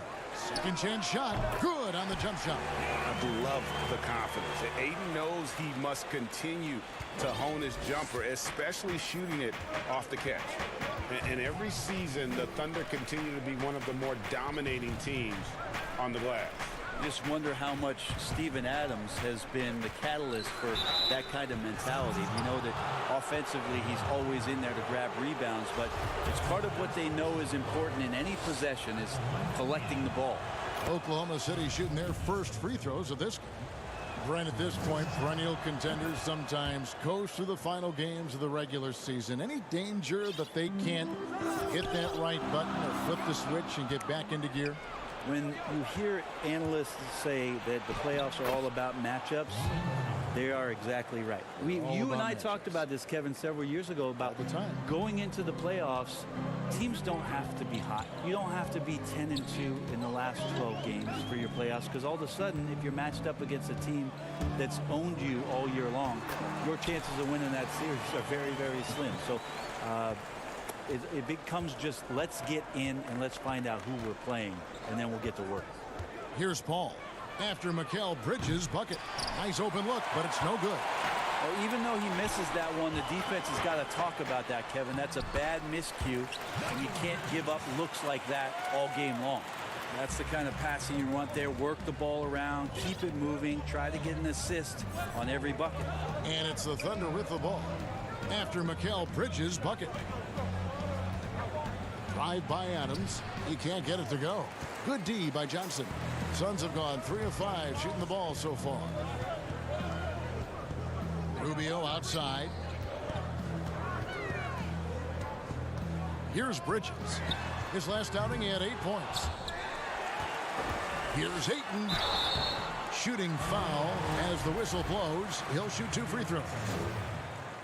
DeAndre Ayton, born in the Bahamas and came to the United States in high school to become one of the top prospects going into college and then becoming the first overall pick in 2018. Here's Dort. He averages a bit over 6 points a game. Gallinari against Johnson. Here's Dort. Adams. And it's Adams on the follow. Well, Steven Adams always working the offensive glass, strong and aggressive in there, and gets that second chance hoop. Rubio against Paul. Rubio, the pass to Ayton. Fires the three. Connects from three-point range. And he likes to get in a rhythm early. Nice triple. So for Phoenix, their last game a loss to the Trailblazers in Portland. Yeah, you saw the communication breakdowns defensively, just giving up way too many open looks. Yeah, sometimes you can play good on-ball defense, but it's the help defense that makes you elite. And on that night, nobody rotating and not a lot of help. Bridges shot, good. The ball movement on this run has been fantastic and is a big part of why they've been able to get these good looks. And when you watch DeAndre Ayton, you really are just floored by how he moves. The amount of speed and agility he has for a player as solid as Ayton is doesn't come around very often. And that one drops. Ayton's got 6.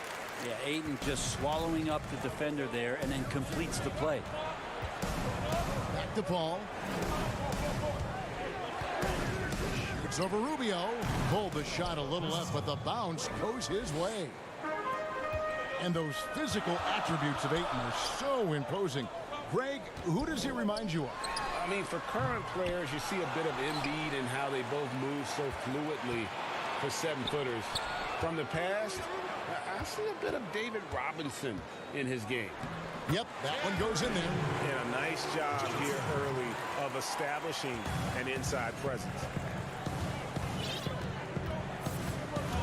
Gilgeous-Alexander with it. Working on Booker.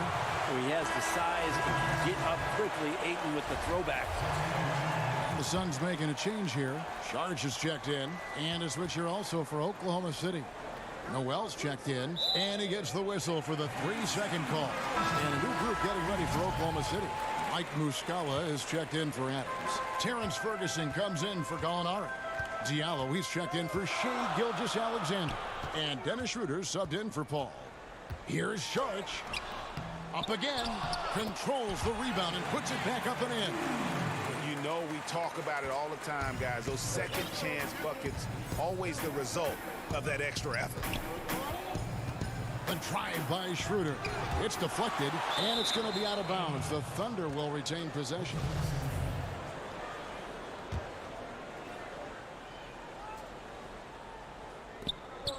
Eight seconds left in the first quarter. Ayton with it. Here's Sharge. And the last shot before the buzzer is off. And so it's Phoenix bringing the quarter to a close with us.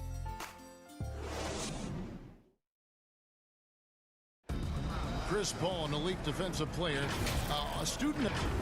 The steals thing is just... Well, you hear about the importance of watching film, Greg. It reveals itself in many ways. And learning guys' habits. What they like to do gives him a knack for when to go after steals without hurting his team. And as we return, it's Noche Latina, celebrating the NBA's connection to the Latin American community. And from what we've seen, guys, from Phoenix, what do you guys see? Just cashing in on second chance opportunities. That's how they built this early lead. Working the offensive glass that sometimes comes from predictable shots from your offense, and they've been opportunistic here. Sharge is out there with Kaminsky. Then there's Carter. Then it's Aaron Baines. And it's Jerome in at the one. That's who's out there for Phoenix. Out of bounds, Phoenix will take possession. Well, it was the Oklahoma City Thunder in their last game, a loss to Utah. Interesting that Phoenix has gone through all these different iterations since the loss of Hall of Famer Steve Nash, but this young core potentially coming together where they've bookended their front court and their back court with Ayton and Booker. And the foul called on Nerlens Noel. That's his first foul. Robertson, he's checked in for Diallo. And here's Sharge. He'll bring it up for Phoenix. They haven't allowed any points in the second quarter. The shot's good. Jerome's got the lead up to 9 now for the Suns. Well, Brent, looking at the Suns' future, Ayton's development could really determine how far they rise. I think it's not all on his shoulders, but certainly as a big guy out there, to have a presence on a nightly basis and some consistency is the challenge for DeAndre Ayton. He has all the physical tools, and by all accounts has the work ethic to go along with it. They grabbed their own miss. Kaminsky, the pass to Baines. Over Noel. And it's Baines missing. Under trailing by 7. Schroeder looking over the floor. Uses the glass to finish the layup. And even though Schroeder might be on the light end of things when it comes to his weight, he remains relentless driving towards the basket. And that one drops for him. That's nice vision there. You see that pass, you make the feed before the defense has a chance to react, and that opens up a much better opportunity to score. The putback, great positioning on the putback. That is really good work there on the offensive glass. It's stolen by Schroeder. Kaminsky with the double team. Pass to Muscala. It's stolen by Sharks. Now here's Kaminsky. Not a lot of room. And stolen by Noel. Some nice passing by Oklahoma City here. Robertson the pass to Ferguson. Brent, certain players make everyone around them better. Talk about some of those guys who will do that at the very highest level. The interesting thing about today's game, Kevin, is it's not always the point guard position. I think in the past we thought two ways. The point guard, who has the ball in his hands, finding guys for them to make shots. And then through the 80s and 90s, it was low post players who were getting double teams and initiating some offense. Yes. Nowadays, it's a lot of wing guys, and it's guys like Kawhi Leonard, it's guys like LeBron James, Kevin Durant, throw Draymond Green in there with his ability to pass the ball, Jokic in there with his ability to pass the ball. It's all happening around the three-point line and getting into the gap. So they look a little bit different, the initiators, in today's game. Now Saric after the missed three from Dennis Schroeder. Here's Kaminsky. One up, one down. 2 points with his first shot this game. Just a much smaller defender on him. He does the exact thing at the right moment, goes straight to the rim. And Muscala kicks to Robertson. And the dunk by Robertson. And Robertson rising up and stretching out a bit to throw one in. And the Suns with a completely new group on the floor. And a new group getting ready for Oklahoma City. Adams, he's checked in for Noel.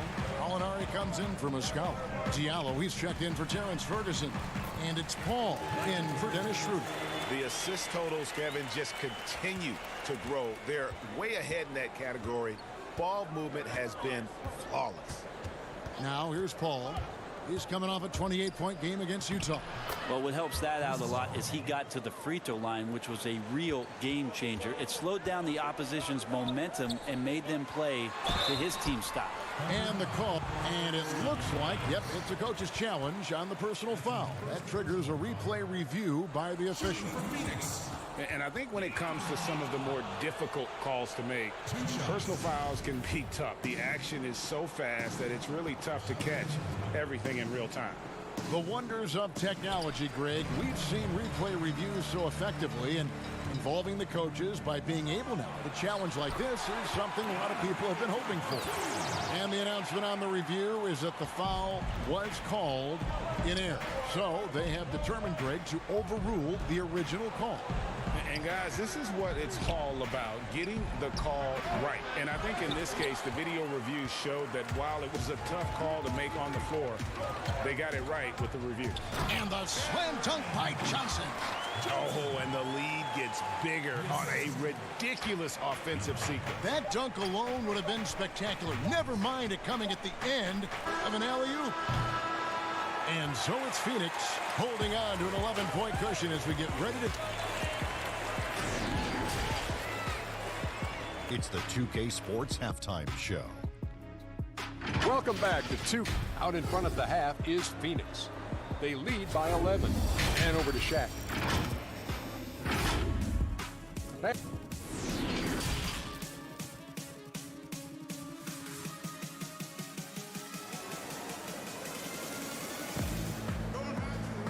And there wasn't too much drama in the first half, but maybe things will tighten up here in the second. We've seen Mikal Bridges really having a great game.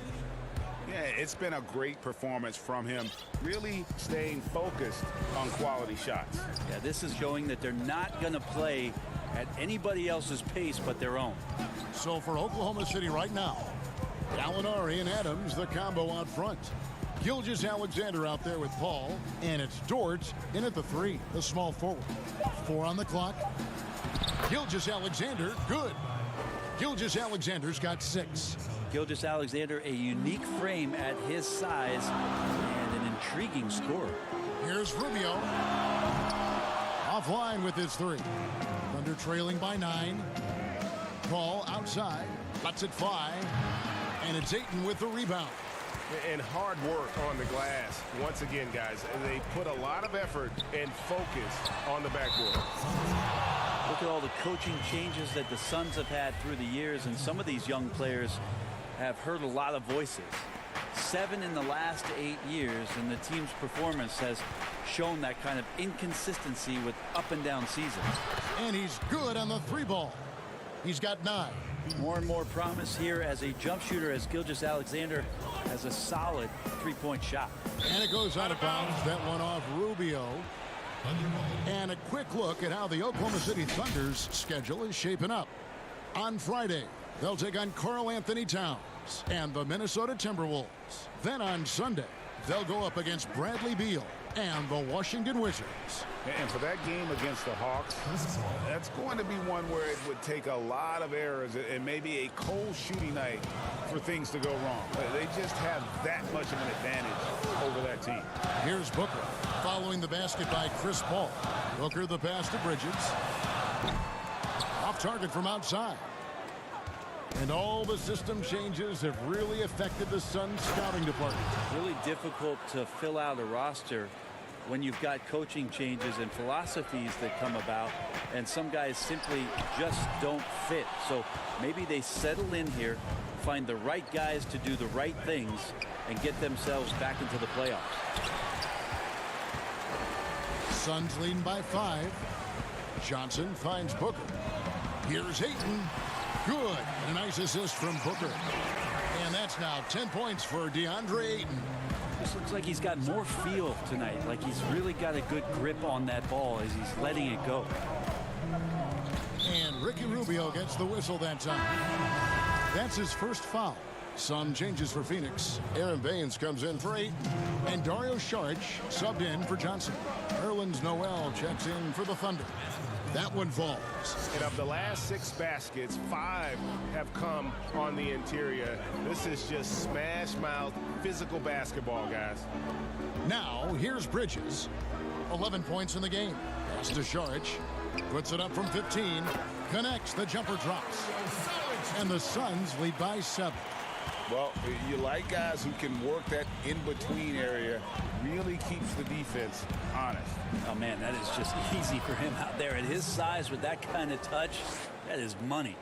And that field goal percentage climbing now above 50%. They look like a different team here in the second half. Bucket is good.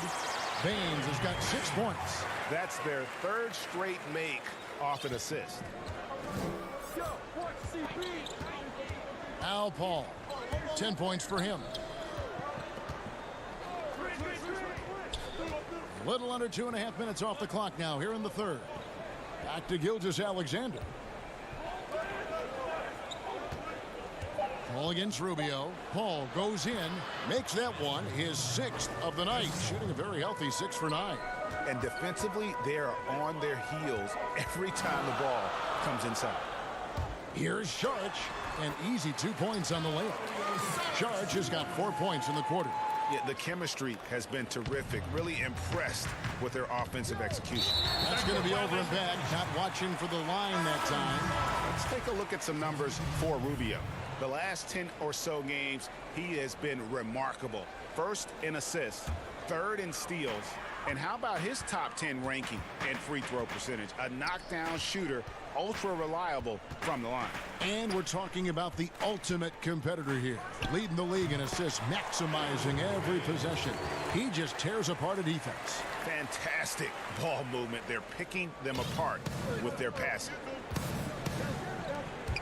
Here's Noel, and slam dunk by Noel. And trust me, Dennis Schroeder would love to score the basketball, but his ability to set up his teammates is also effective. And if they're thinking they can get a 2-for-1 here. Yeah, I'm looking forward to what they're going to run here. Got to run a good play.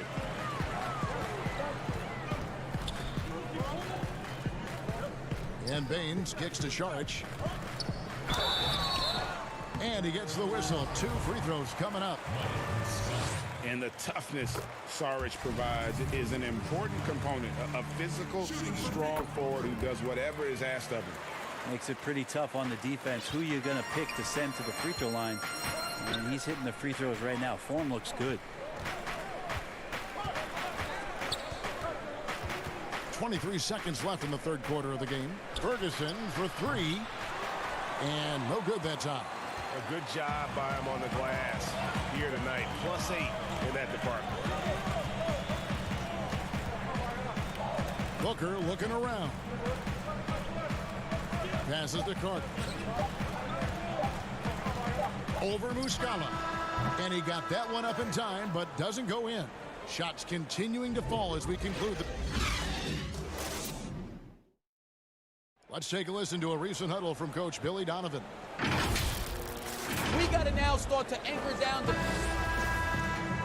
And with 3 quarters behind us, let's see what this fourth period holds in store for us. Booker and Johnson fill out the wings. Andre Ayton out there with Kaminsky. And it's Carter in at the point guard position. So that's the lineup on the floor for the Suns.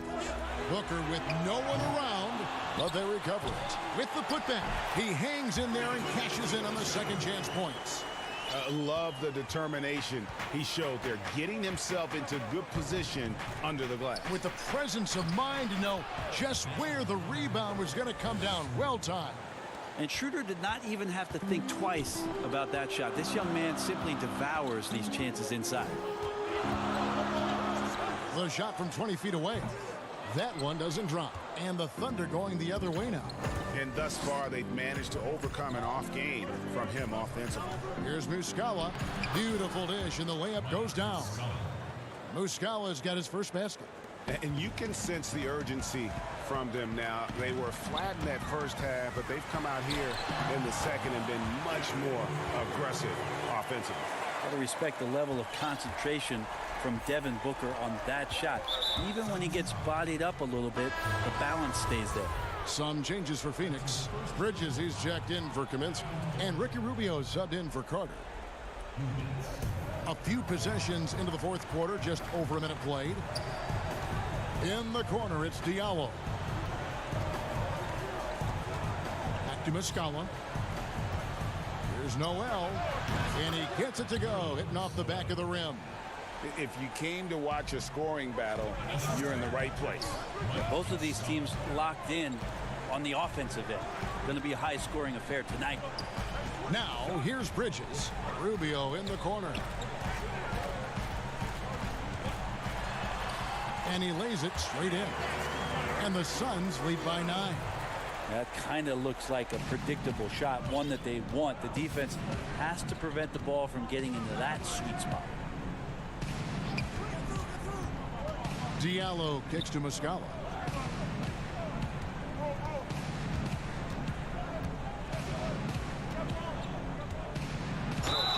And 2 free throws coming up, unable to get that one to go with all. And now, yep, this will be a coach's challenge. We thought that might happen, triggering a review of the personal foul. And I think when it comes to some of the more difficult calls to make, personal fouls can be tough. The action is so fast that it's really tough to catch everything in real time. The wonders of technology, Greg. We've seen replay reviews so effectively, and involving the coaches by being able now to challenge like this is something a lot of people have been hoping for. And so the word is in. They've decided that the call stands as it was made on the floor. And, you know, even if a coach still feels this wasn't the right call, you got to acknowledge the effort being put in to reviewing it. The double checking, and the game continues on. And we've got an update here, so let's check in with David Aldridge reporting from the sideline. Hey, Kevin, during the last break, I heard Monty Williams talking with his team. He talked about the mindset they need to have and what he wants to see the rest of the way. engagement at both ends, and making good decisions with the ball. Guys? And it's Rubio with the ball for Phoenix. For three, Booker hangs home the trifecta. You know, Brett, we know guys love really jawing at each other. What was your criteria for issuing a double technical for trash talk? Yeah, in today's game, it's kind of like it could be a whisper or a wink, you know, the way that they look at it. Both sides, doesn't it? And they just try to curtail anything that could escalate, Kevin. That's really what the referees are doing. As soon as they see some kind of body movement or see guys starting that way, they want to cut it off before anything else happens. So the criteria is a little bit confusing. And sometimes I like to see them getting after a little bit. If they want to, they can milk the clock just a little bit here. Yeah, that's the best option. Here's Bridges. 2 free throws coming up, and they call the shooting foul. No good on that one. Saric is checked in for the Suns. And he sinks the second. Thunder trailing by 14. Here's Gallinari. Off the inbound, no good. That's a surprise. I mean, really out of character for him to miss when the defense is not right up on him. Not often you see him take that shot. Give them credit. They've worked hard all game, now looking to finish it. No, great job of getting in position to win a game. It's been an all-out effort from the squad. Now here's Paul, and he recovers it. And here is Gilgeous-Alexander. Back to Muscala, and there's the pass to Baisley. Just 4 to shoot, and nothing is falling for him right now. Phoenix leading by 17. Ayton, the pass to Bridges. Shot left block, and the Suns tack on 2 more. And guys, what we saw here tonight is one side having everything going for them. Huge margin of victory for the Suns. They really had it going, guys. Their offense propelled them. In this case, it was the higher shooting percentage that made the difference and earned them the W. And so the hard work and effort paying off tonight, putting another win in the books. That'll be win number 27. And really, they finally got something good to happen against this team. The last 2 games they faced them weren't nearly as productive. And you know, looking back at all the contributions tonight, it was a really phenomenal all-around game for DeAndre Ayton. He was really important under the basket, making the plays down low and getting position to pull in rebounds. And he makes the first. Brett, when a team hires a new coach, what tends to be the feelings of the players in that locker room, knowing there's a new voice in it? If you are a veteran player, you have the opportunity, more than likely, Kevin, to call 5 or 6 resources that know who that coach is. Because most of the time coaches that are getting hired have previous NBA experience. If you're a younger player, you're looking at what it is that's being written and said about that coach to try to evaluate how it is that you're going to fit in. The biggest responsibility, Kevin, is that new coach trying to get as many of those players into the facility or at a meeting or at a dinner to have them understand from day one, as soon as possible, what it is that they're about, what it is he's expecting from them, and how it is he's going to go about them. Then all the other things about guesswork, those go away. Right, all about communication. That communication, and communication as quick as you possibly can, that's an important factor. I tell you, he's playing the game with pure excitement right now. He capped off that dunk with some serious hang time on the rim. Here's a Kobo.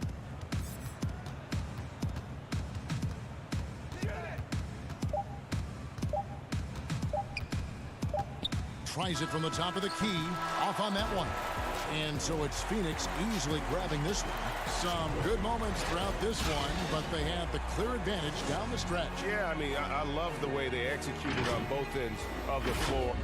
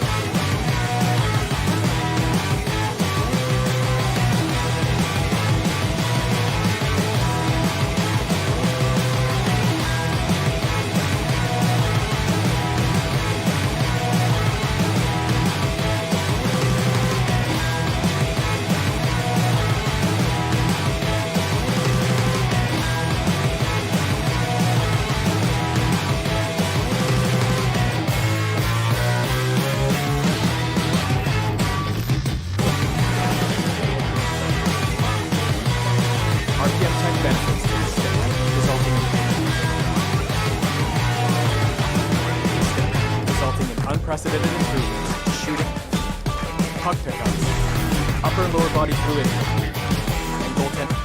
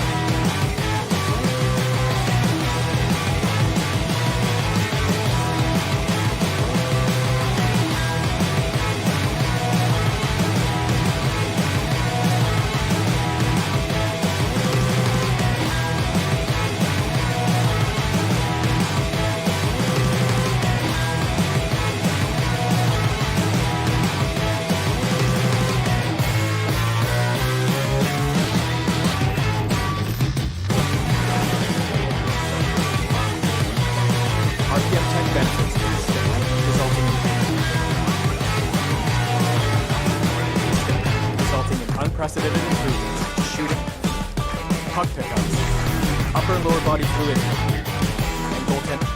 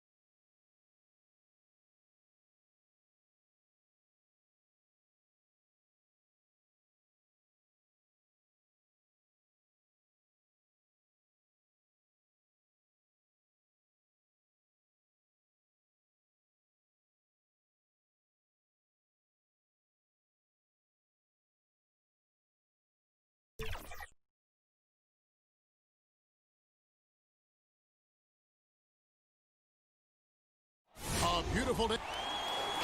And let's check out a breakdown. Looking at some stats for Ayton. There's been a drop-off in the rebounding numbers. He seems to be getting out-muscled on the glass in a way we didn't see earlier in the season. His last 10 games, the totals have taken a huge hit. And the starting lineup for the Timberwolves.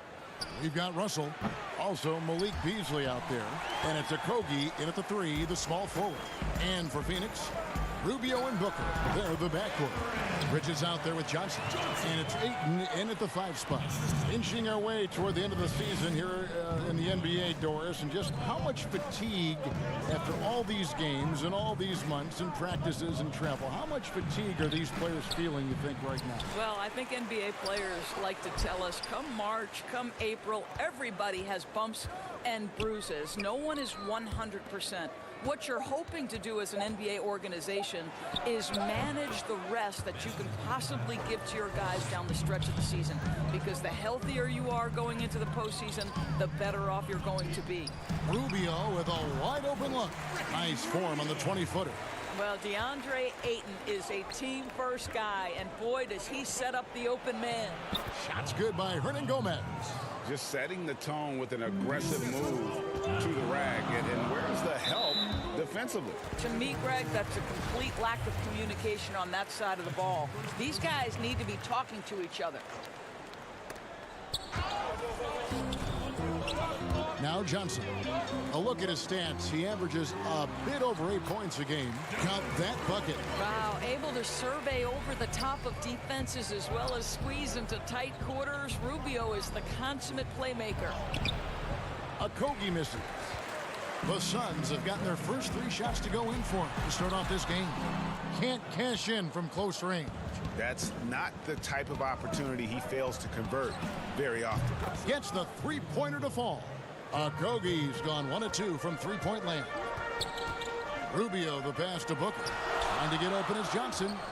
Here's Ayton, and Ayton throws it down.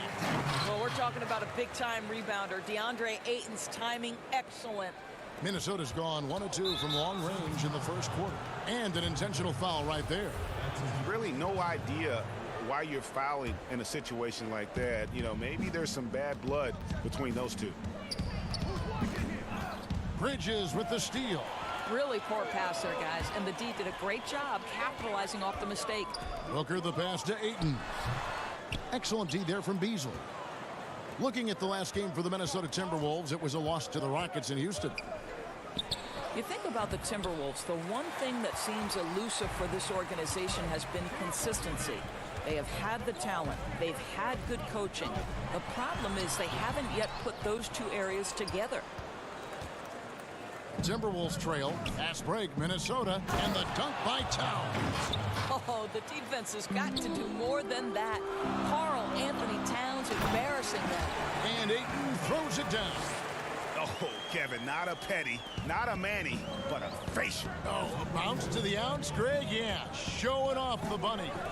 And the Timberwolves with possession here, following the score by Phoenix. And the Wolves, Doris, one of only 11 franchises to have never won a championship. In fact, they've made the Western Conference Finals only once. I think one of their challenges, at least in this latest run, has been they're competing with a very young core. And certainly you have added veterans to the group. The problem is the core guys have to understand how to step up when it's winning time. What we understand is playoff performance is most important. Guys, what a tight start to the game this has been. And it's still in the first half. This could be a wild one. Johnson down low. Hernan Gomez covering. Bridges, no one around him. Off target from 3-point range. You know what, though? Sometimes you can be too open. I think it may have surprised him, and that's why he missed. Hernan Gomez. Okogie, the pass to Hernan Gomez. Out to the wing. Down to 5 on the shot clock. For 3, Okogie. And the dunk by Towns. Well, Karl Anthony Towns can be a 20-10 guy consistently. This guy is a workhorse on the glass. And it's denied. Beasley finds Towns, and Towns throws it down. Oh, taking it to the rack with power. Hammering down the two-hand slam. Towns with the steal. And now the Timberwolves on the break. 2-second difference between shot clock and game clock. To the paint.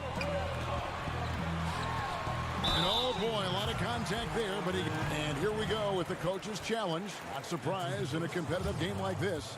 And he's disputing the personal foul call. And this is the time now where the officials can review in closer detail what constituted the original personal foul. Getting a different angle can sometimes make it a lot easier to determine. Greg, indeed, and the one thing with replay review is that when you see the slow motion replays, you really get a new appreciation for just the immense speed at which these players are moving and how fast the action really is and how hard it can be sometimes, Greg, to make the right call.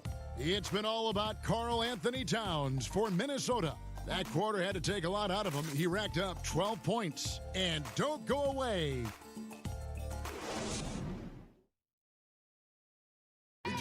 One of the most high-powered scorers in the game, Karl Anthony Towns. Everyone has to get some of the sugar. Well, when you're attracting, Greg, all that defensive attention, it creates opportunities for your teammates. And Towns wants to win big. To do that, though, it's not enough to get numbers. You've got to make your teammates better as well. Welcome back, everyone. It's Noche Latina in the NBA as we resume action. And let's quickly break down the game we're watching with the Timberwolves, guys. Well, one way to generate more offense, pound the offensive glass. That was the difference in the first. I love the determination. They want to go after every rebound, overwhelming to the opposition right now. And now, brought to you by Gatorade, all fueled up and ready to go. Let's reset our lineups. And so in the game for the Timberwolves, they've got James Johnson. He's out. Wow, the size and speed of Towns, a natural-born highlight reel. Towns comes with a double team and slam dunk by Saric. Well, if you're Saric, just get yourself to the right spot. Put the ball on target, and he will deliver. Just over a minute gone here in the second quarter. The putback, it's good on the putback. Another rebound hauled in. They're hitting the glass with a lot of passion. Jerome passes to Carter. Top of the key. Rebounded by the Timberwolves. Towns has got his 5th rebound right now in the game. And Towns, a player who took a little bit of time adjusting from the college game at Kentucky to the NBA game, especially, Doris, on the defensive end. I do think you have to appreciate over the last several seasons Karl Anthony Towns' commitment to becoming a better defender. Listen, he has the length to not only block shots, but to alter shots, and you just want him to have consistent effort on that end. And then Johnson with the dunk. Well, Towns showing himself to be a willing facilitator. If you're open, he's going to find you. Here's Jerome. And again, it's the Suns missing. And if that's the best look you can get on a possession, what a waste of a trip down the floor. Well, missed opportunities, and they can certainly add up. You cannot afford to take that kind of shot. Here's Culver. Here's Towns. Tries again, and he gets contact and the whistle on the shot. 2 shots coming up. And Phoenix gets called for the foul. Well, beautifully done by Towns, using the up fake to bait the defender. Well, there's no doubt that Karl Anthony Towns is the star of his team right now and in the future. I think, Kevin, for all the drama and all the turnover we have seen, the one constant has been Karl Anthony Towns' productivity. The question now for the team is, how do they build a title contender around him? Kaminsky kicks to Saric. Offensive rebound. And contact on the shot, so he'll be shooting free throws here. Phoenix shooting their first free throws of the game right now. And they've had really good numbers all season from the free throw line. And the Timberwolves making a change here. Russell's checked in. We hear this a lot, Doris. The great offense always beats great defense. Think that's true? I I do, Kevin. I think obviously a defender is usually in reactionary mode. It's the rare defender who is dictating to the offensive player what they want to happen. So imagine trying to impact LeBron James as he's playing in the open floor with a head of steam. Like, good luck with that. Yeah.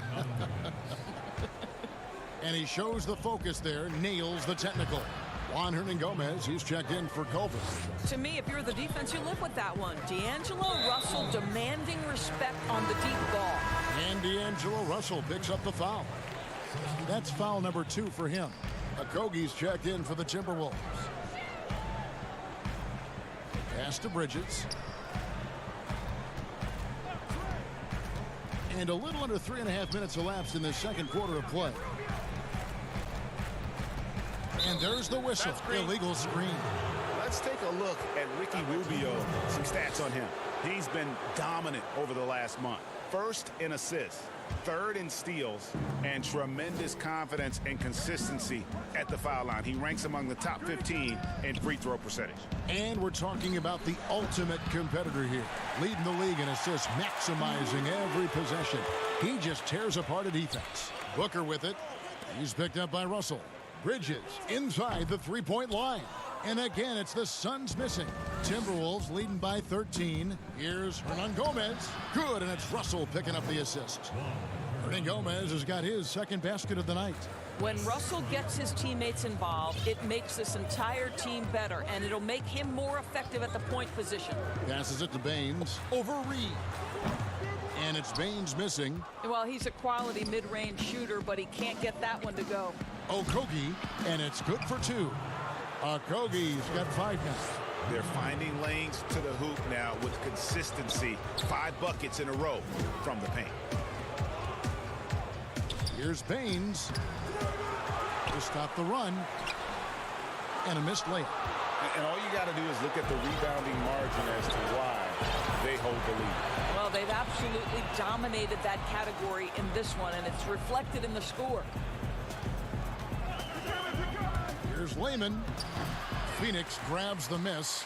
They came away with the victory in their last meeting, which, by the way, was also in this building. In the last meeting of these two teams, they were really sharp defensively, disrupting the flow of their offense and causing a ton of turnovers. I think they took tremendous satisfaction from that performance and ended up winning going away. So is it something they'll look to repeat tonight?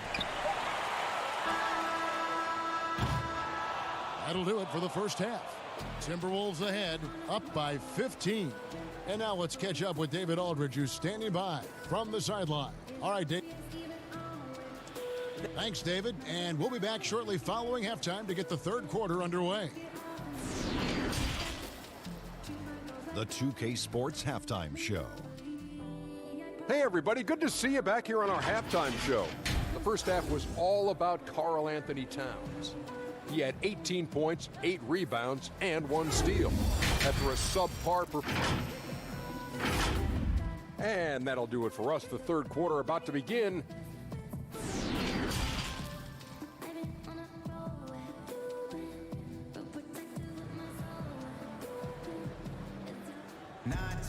Well, we've got a second half of basketball for you. We think it's going to be pretty good. A big comeback, though, is needed for this game to be competitive, and it probably has to happen quickly.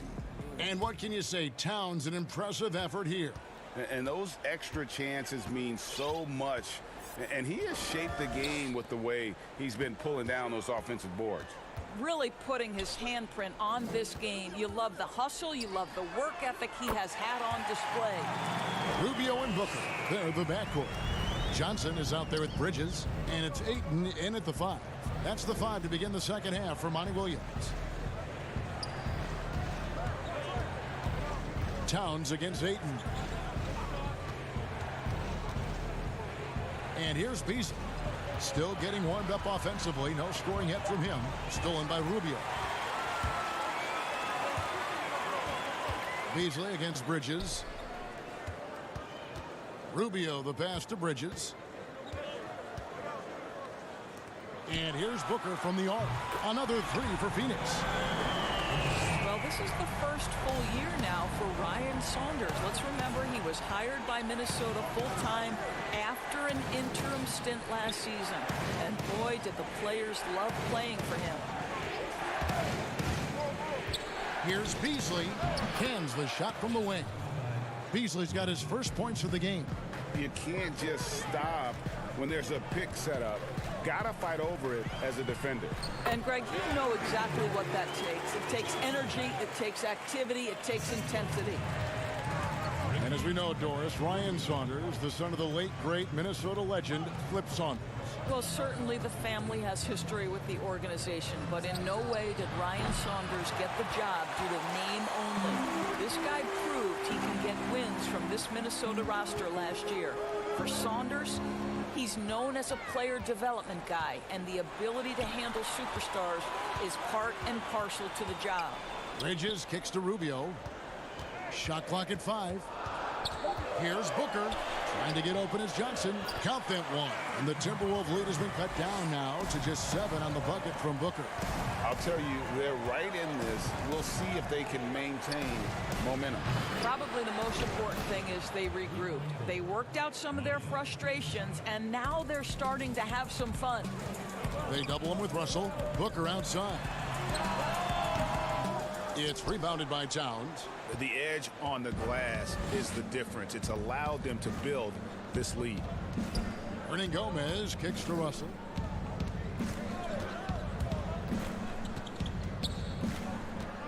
Pass to Towns. And stolen by Ayton. One-on-one fast break. Booker with no one around. Another one falls for Phoenix.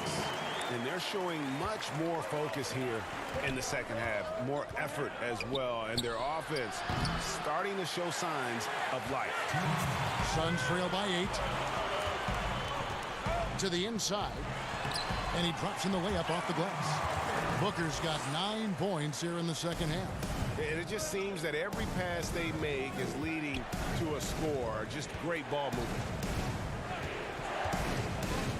Okogie, the pass to Hernangomez. And the shot goes in. Hernangomez has got 6. That's how you share the rock. He does this time and time again. And so it's Johnson who brings the ball up for Phoenix. They can look forward to the American Airlines Center after this game. They'll match up against Dallas. That will be a getaway game for them, a 1-game road trip. The pass to Booker. And a miss there on the triple. Timberwolves leading by 8. And Doris last season, rookie Josh Okogie ended up contributing more than the franchise thought he would. Yeah, he was terrific as a 3-and-D player for the Wolves. This guy could end up being the steal of the draft, sort of in that Robert Covington mold. Here's Ayton. The offensive rebound. Second shot opportunity. That one goes in.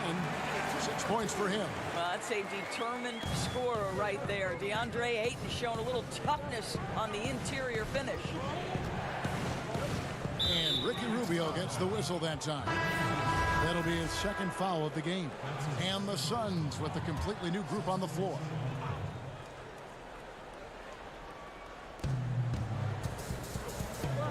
Nice ball movement by Minnesota. Here's Johnson. On target from 13 feet. Working against size. He's just crafty enough to carve out some wiggle room. I tell you, the analytics crew may not like the mid-range, but sometimes you just got to put it in the basket. Now 8 seconds separating the 2 clocks. That one good for 2. And they've really gotten on track here in the second half. After that shaky start, the field goal percentage steadily climbing. They couldn't make anything in that first break. A shot by Culver, nobody around. Second chance shot. Launches it. Drills it from outside. And I like how he draws the attention on the inside, and then the nice little kick out in rhythm for the jumper. And wait to finish and cut into that lead a little bit. Yeah, but look at the basket guy still shaking. And that shot was up in time, but doesn't go in. And so it's Minnesota heading to the bench with a 7-point lead as we wrap up the quarter.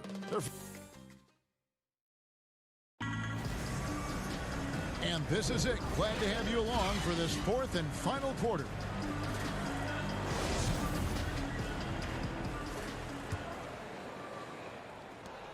So it's Minnesota now. 17 points was their biggest margin. And a look at the 5 for the Timberwolves to start the 4th. James Johnson is out there with Layman.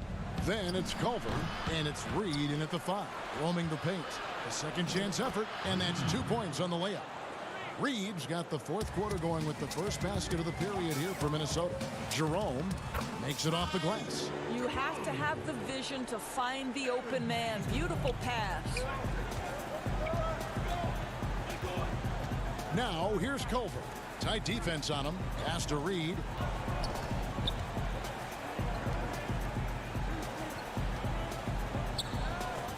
Down low. Shot clock at 6. Here's Layman. He's guarded by Kaminsky. And the shot clock expires. 24-second violation. Both teams deciding to change it up. Suns trail by 7. 60 seconds off the clock here in the 4th. Booker against Beasley. Poked away. Now, here is Russell. It's tipped. Sharch finds Kaminsky.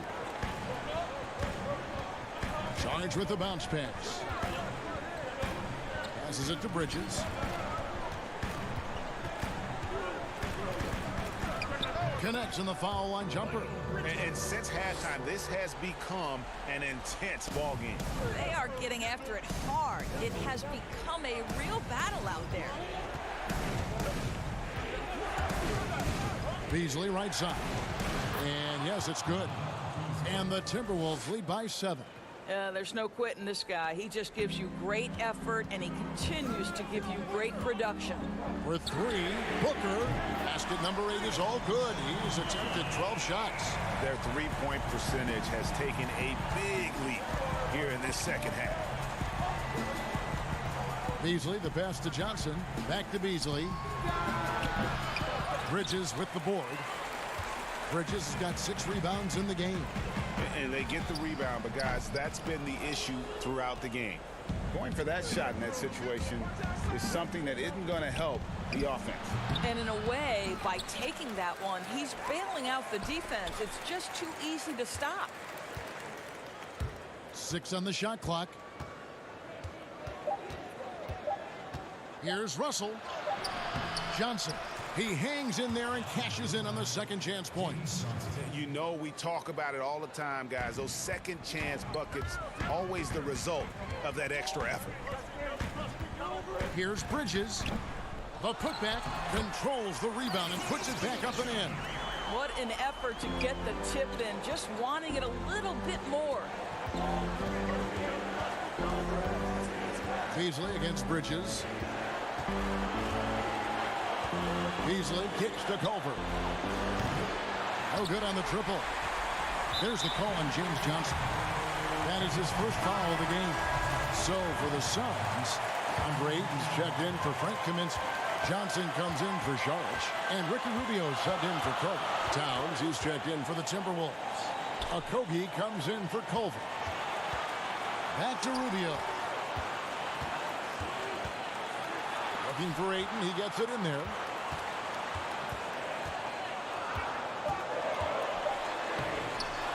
Moves back up. Oh, and he parks it off the glass. Wow. On the wing, Booker, covered by Beasley. And off the left side of the rim, and it swirls in for him. And that's 20 points for Devin Booker. Here's Russell. And he gets the bucket. And the Timberwolves lead by 4. You want D'Angelo Russell taking these shots. This guy is fearless. Booker against Beasley. And Booker kicks to Johnson. It drops. And what a sensational bucket to bring them within 1. Oh, you just love seeing a player with absolutely no fear. Hey, Greg, to me, more often than not, when you attack, good things happen. And it's Russell missing. Now, here's Bridges. T right on him. There's the dish to Johnson to take the lead. Good! They're on cloud 9.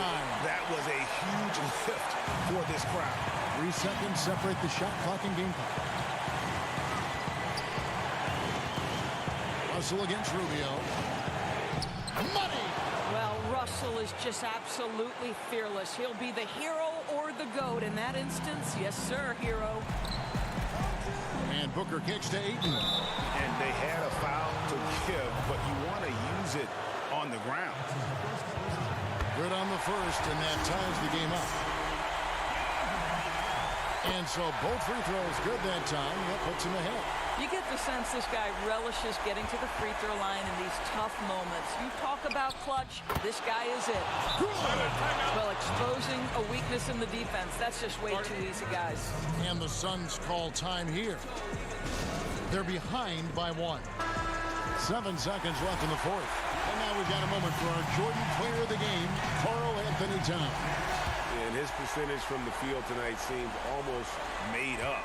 I didn't think it was possible to have that kind of success shooting the basketball. You need a little bit of luck, a bunch of hard work, and a whole lot of talent. And so it's the Timberwolves who come out on top here. They break the hearts of every fan in the building with a dramatic late victory.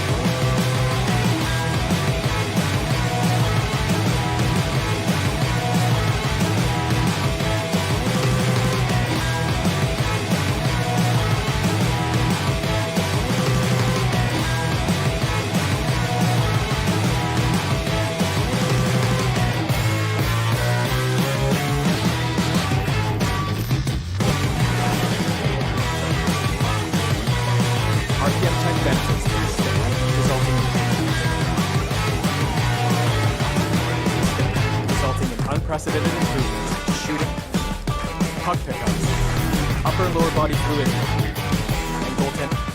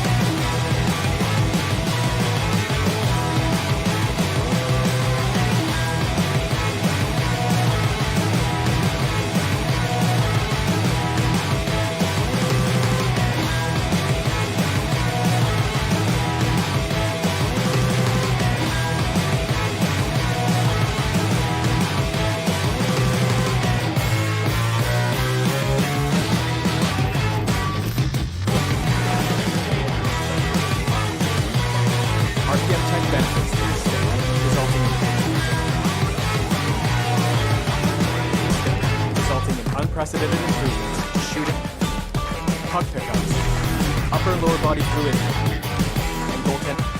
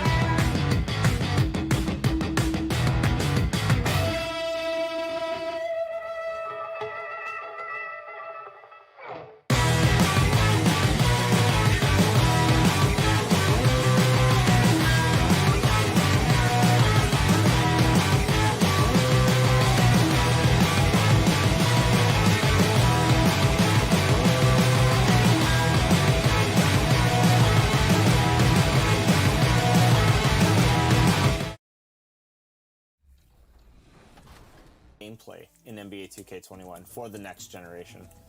Yeah, and that's, whenever we have a new console year, that's something that always excites us as developers because we're always able to look and kind of dream bigger. And for us, it just meant, faster processing and meant more memory.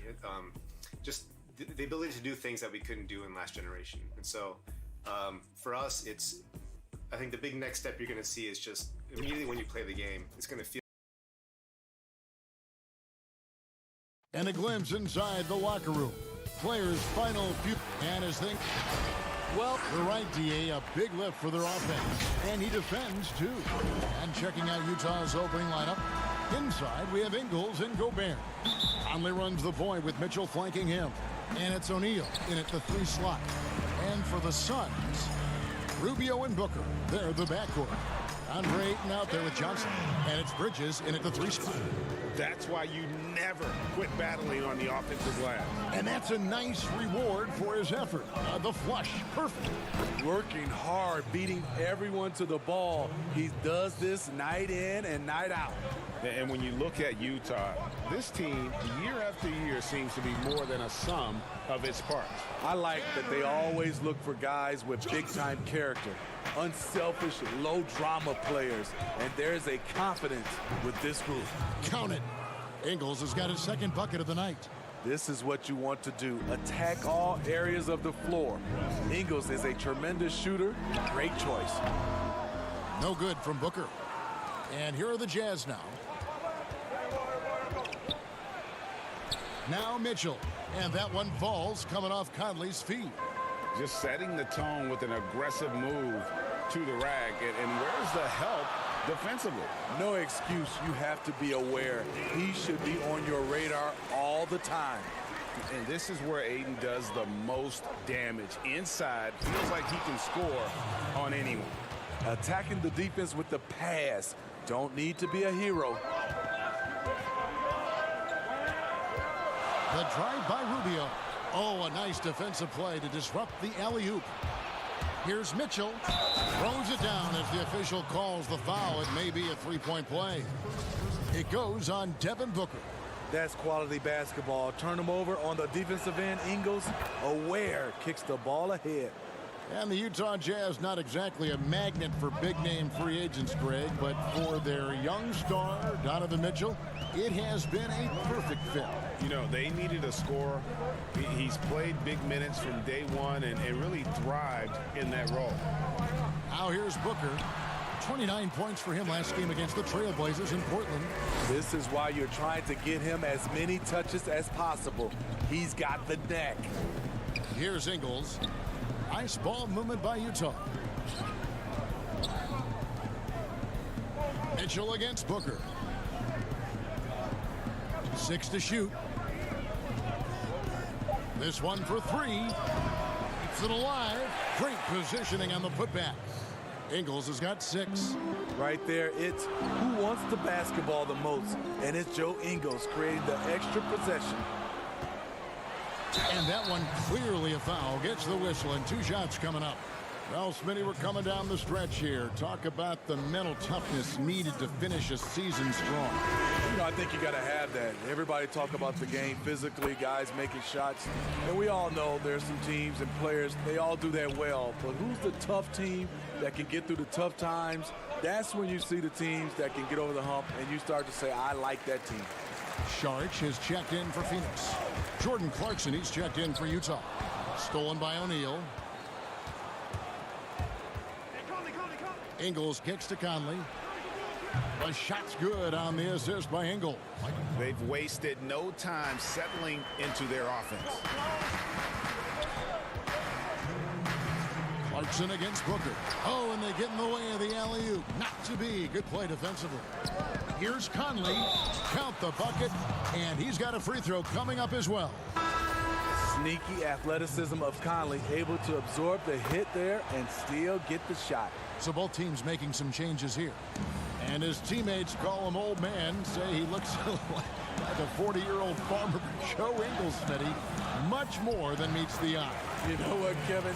He's a star in his role. He's gotten better and better. He's a guy who can impact winning on a nightly basis. Now here's Moutier. Shoots over Bridges. And foul on the shot. He'll shoot 2 at the free throw line. And still trying to find his footing in the league.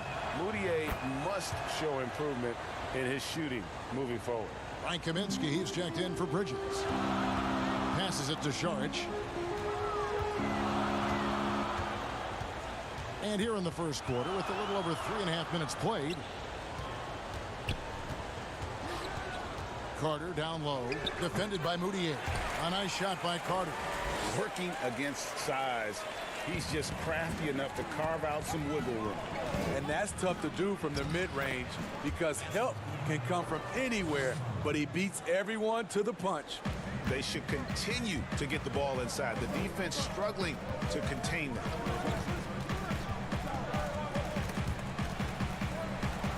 Feeds to Kaminsky, and out of bounds as Utah gains possession. This gives us the chance to view the best three-point shooting teams this season. The real stats, the real scores from the real NBA. The Jazz second. No doubt they have snipers on that roster, that's for sure. It's been a terrific year for them from beyond the arc. Here's Jerome, and it's Phoenix scoring again. And made possible by a heads-up play defensively at the other end. Moutier pass to Niang. Here's Davis, and the layup's good off the glass. Well, we've seen that movie a few times, haven't we? An easy bucket in the paint. Oh, and there's the alley-oop. Trying to go for an alley-oop, but excellent defense and anticipation there to stop it. The basket good off the assist from Moutier. Davis has got his second bucket of the game to go. And you can see their strategy coming in. They want to control the paint. This is my type of approach. Get some high percentage looks. Then later, you can play inside out. The shot by Clarkson, no good. The defense ready for him on that possession. They had to be because he is so strong in the paint. And we have an intentional foul there, GA. Wish I could say why. That one's pretty strange. I mean, no idea what got into his head right there. Offense, the order of the day as the first quarter comes to a close. Utah out in front, leading by 9. 2K Sports, back to Phoenix after this.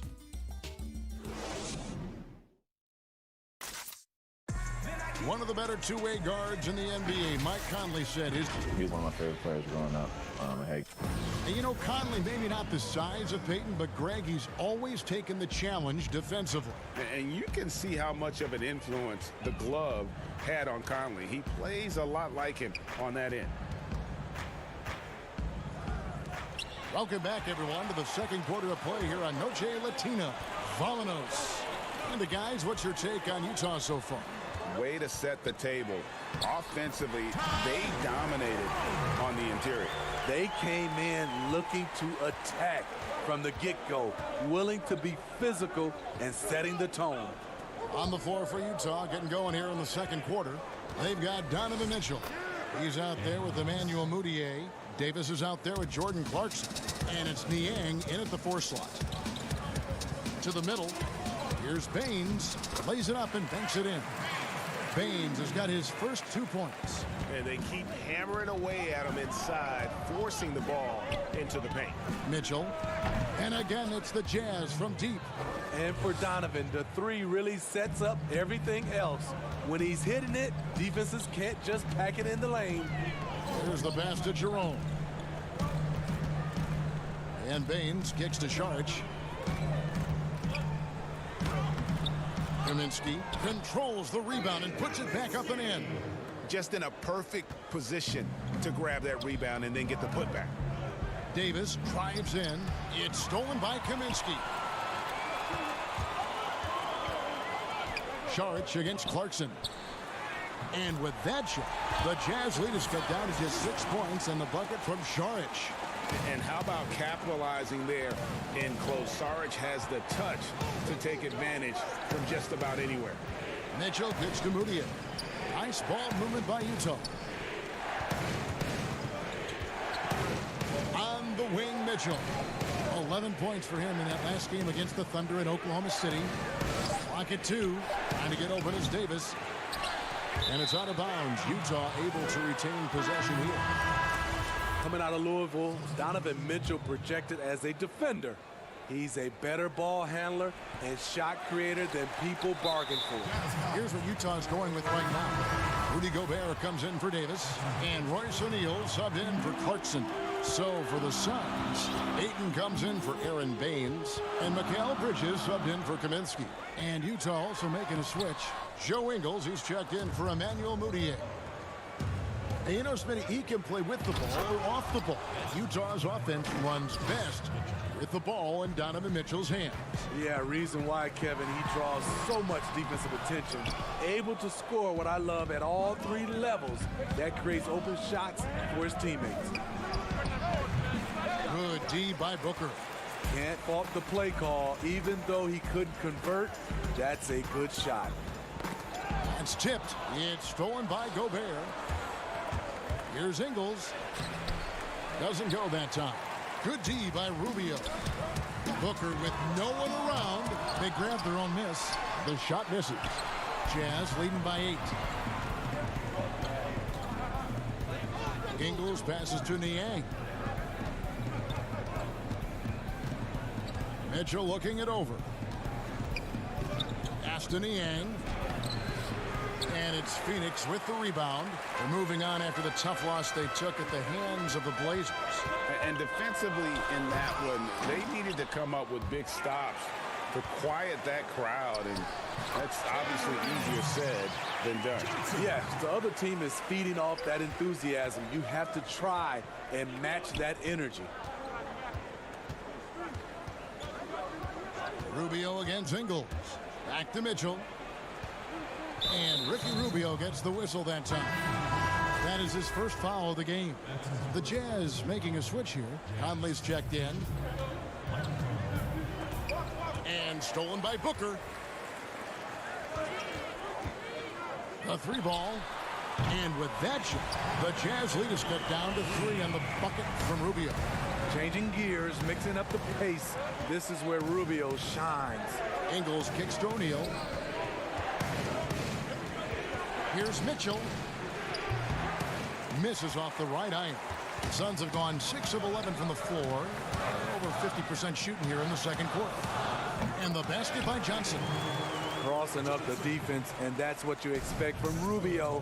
Terrific vision. Here's Gobert, and slam dunk by Gobert. Kevin, he is tough to stop when he gets to the rim. Yeah, Greg, he can get up a few notches higher. That evens the score.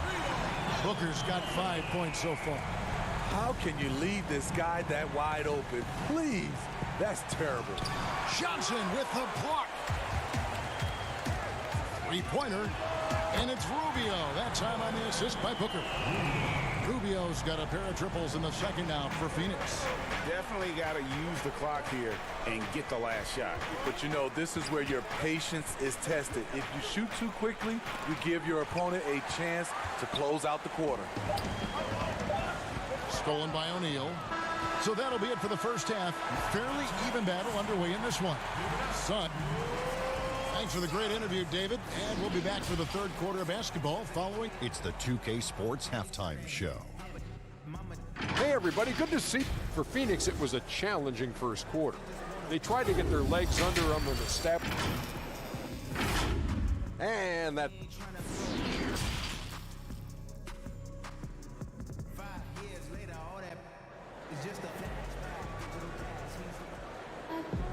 And after a fairly even first couple of quarters, the second half could turn out to be a great one as both teams try to gain an edge. Donovan Mitchell really making a difference here. His play so far is what fans love about him. He has gone right at the defense time and time again. And not standing around, not settling for perimeter shots. He's looking to attack. Rubio and Booker, they're the backcourt. Johnson is out there with Bridges, and it's Ayton in at the center. That's who's out there for Phoenix. Rubio, the pass to Booker. And it's off from three-point range. Utah trailing here. And already over a decade in the league for Mike Conley.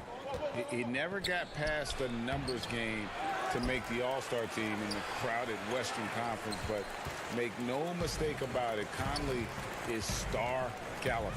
Booker with it. Now defended by Mitchell. And the dunk by Booker. Go into the rack with energy. And the D afraid to cut him off. Yeah, gotta chalk that one up to some shaky defending. In a close game like this, everything has to be challenged. And everything has to be earned. Gobert. That's in there. Conley with the assist. Conley's got 3 assists tonight. And Greg, you talk to Conley, he'll admit he's been frustrated trying to break through and get that recognition.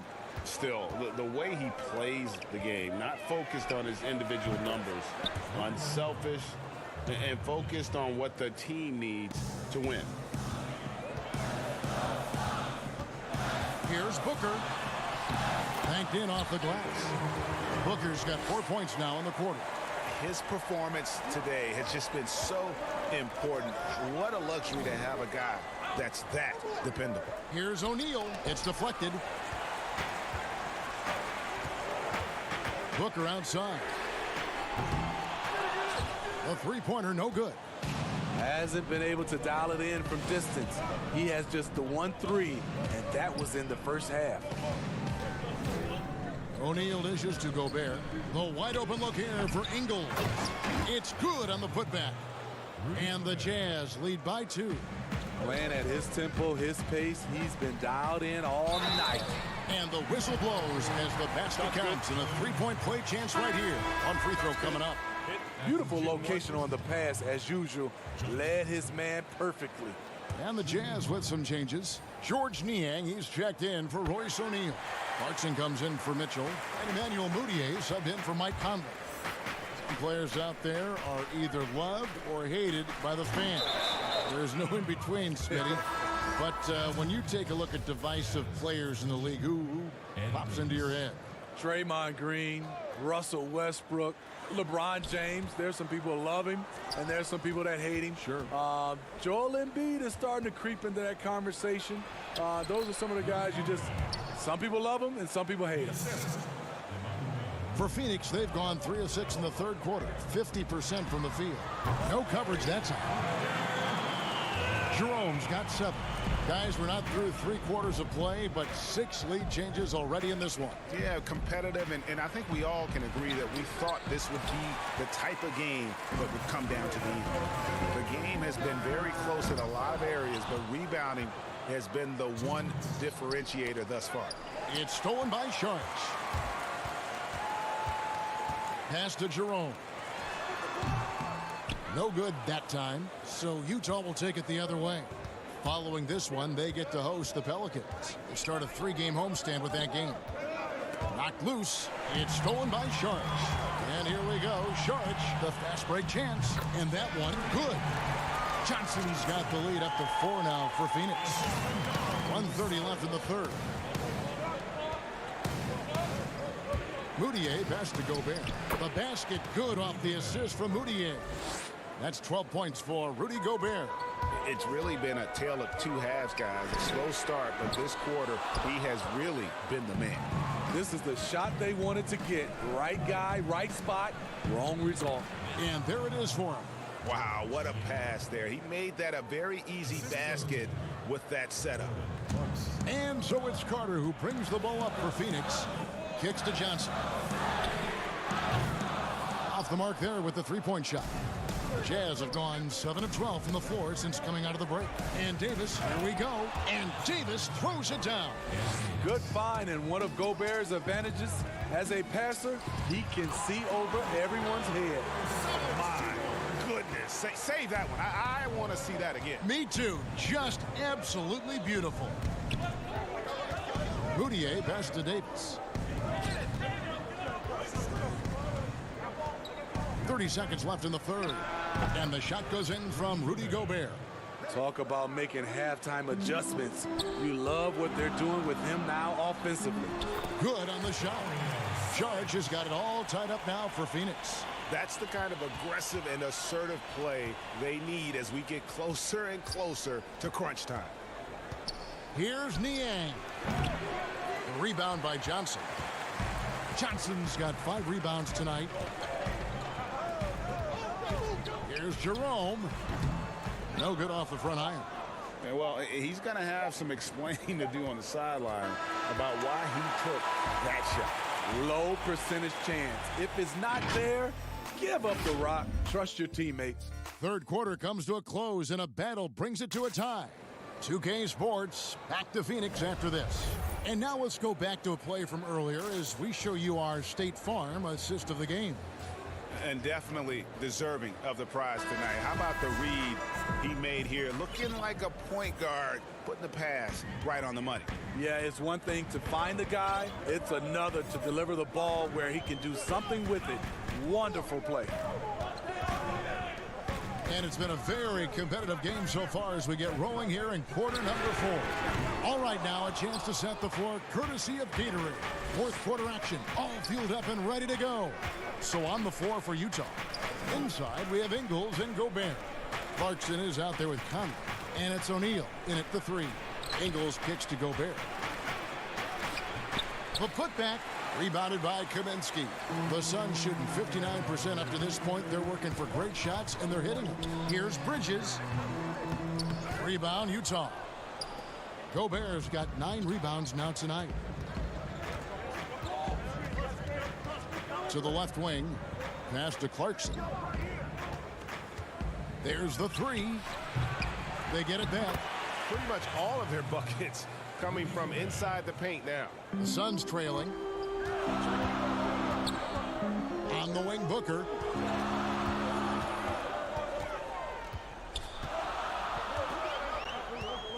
He kicks it to Ayton. Back to Booker. Jacks up a 3. He's now made half of those 10 shots in the game. That's his 5th basket. It's enough to where you have to respect him. Had 1 triple in the first half, now has his 2nd. Conley finds Gobert. Out of hand on it. And using that wide reach to reject shots. Ayton can't afford to throw up weak stuff around the big fella. Out of bounds. Phoenix will take possession. Boy, if you're the coach, you hate to see that kind of miscommunication between your guys. Donovan Mitchell's checked in for the Jazz. The pass to Kaminsky. Laid in with a nice touch off the glass. And the Suns lead by 3. And how about the grit and determination in the post? I mean, essential qualities to have late in a close game. Mitchell's shot is good. Mitchell's really been working on getting free off the ball and being accurate off the catch and shoot. On the wing, Booker. That's his 6th field goal today, and that makes him now 6 for 11. And that was the right call. When you need a basket, go to the guys you trust the most. And it was great execution. Clutch effort all the way up. And yep, we thought we might see it. And the coach's challenge has been triggered on the personal foul call. And this is the time now where the officials can review in closer detail what constituted the original personal foul. Getting a different angle can sometimes make it a lot easier to determine. Greg, indeed, and the one thing with replay review is that when you see the slow motion replays, you really get a new appreciation for just the immense speed at which these players are moving. And how fast the action really is, and how hard it can be sometimes, you know, Greg, to make the right call. And the announcement on the review is that the foul was called in error. So they have determined, Greg, to overrule the original call.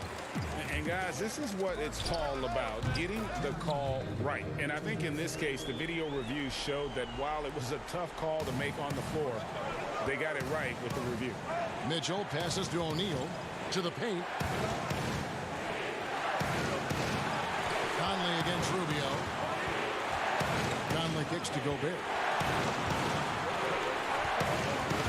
5 to shoot. Unloads from 13. The Jazz again can't hit it. Phoenix leading by 4. Now here's Bridges. On the wing, Booker, and the officials calling for a 3-second violation. Sharks checked in for the Suns. Utah's gotten a success rate of just over 50% from three-point tonight. 4 of 7 shooting, and it's blocked. Conley against Bridges. Over Conley. Here's Sharks. Another shot. Ingles with the rebound. I'll tell you what, I think he thought that was going in. I sure did. Mitchell's shot is good. The youngster's not going to buckle or fold. Donovan Mitchell is not afraid of the moment. Rubio, the pass to Ayton. Up again. Saric on the follow. Saric has got the lead up to 4 now for the Suns. Oh, a nice tip in to salvage the points from that missed shot. And those second chance points can add up. Bridges kicks to Booker. Here's Ayton. Gobert with the defensive effort. Great defensive effort. Just saved a basket. You know what? This is why you never give up on a play. You don't know what's going to happen. And it's Rubio with the ball for the Phoenix Suns. They've allowed just 7 points here in the fourth quarter. And here's Booker from the arc. A rebound by the Jazz. Rare you'll see him miss such an open look. Mitchell. The Jazz again can't hit it.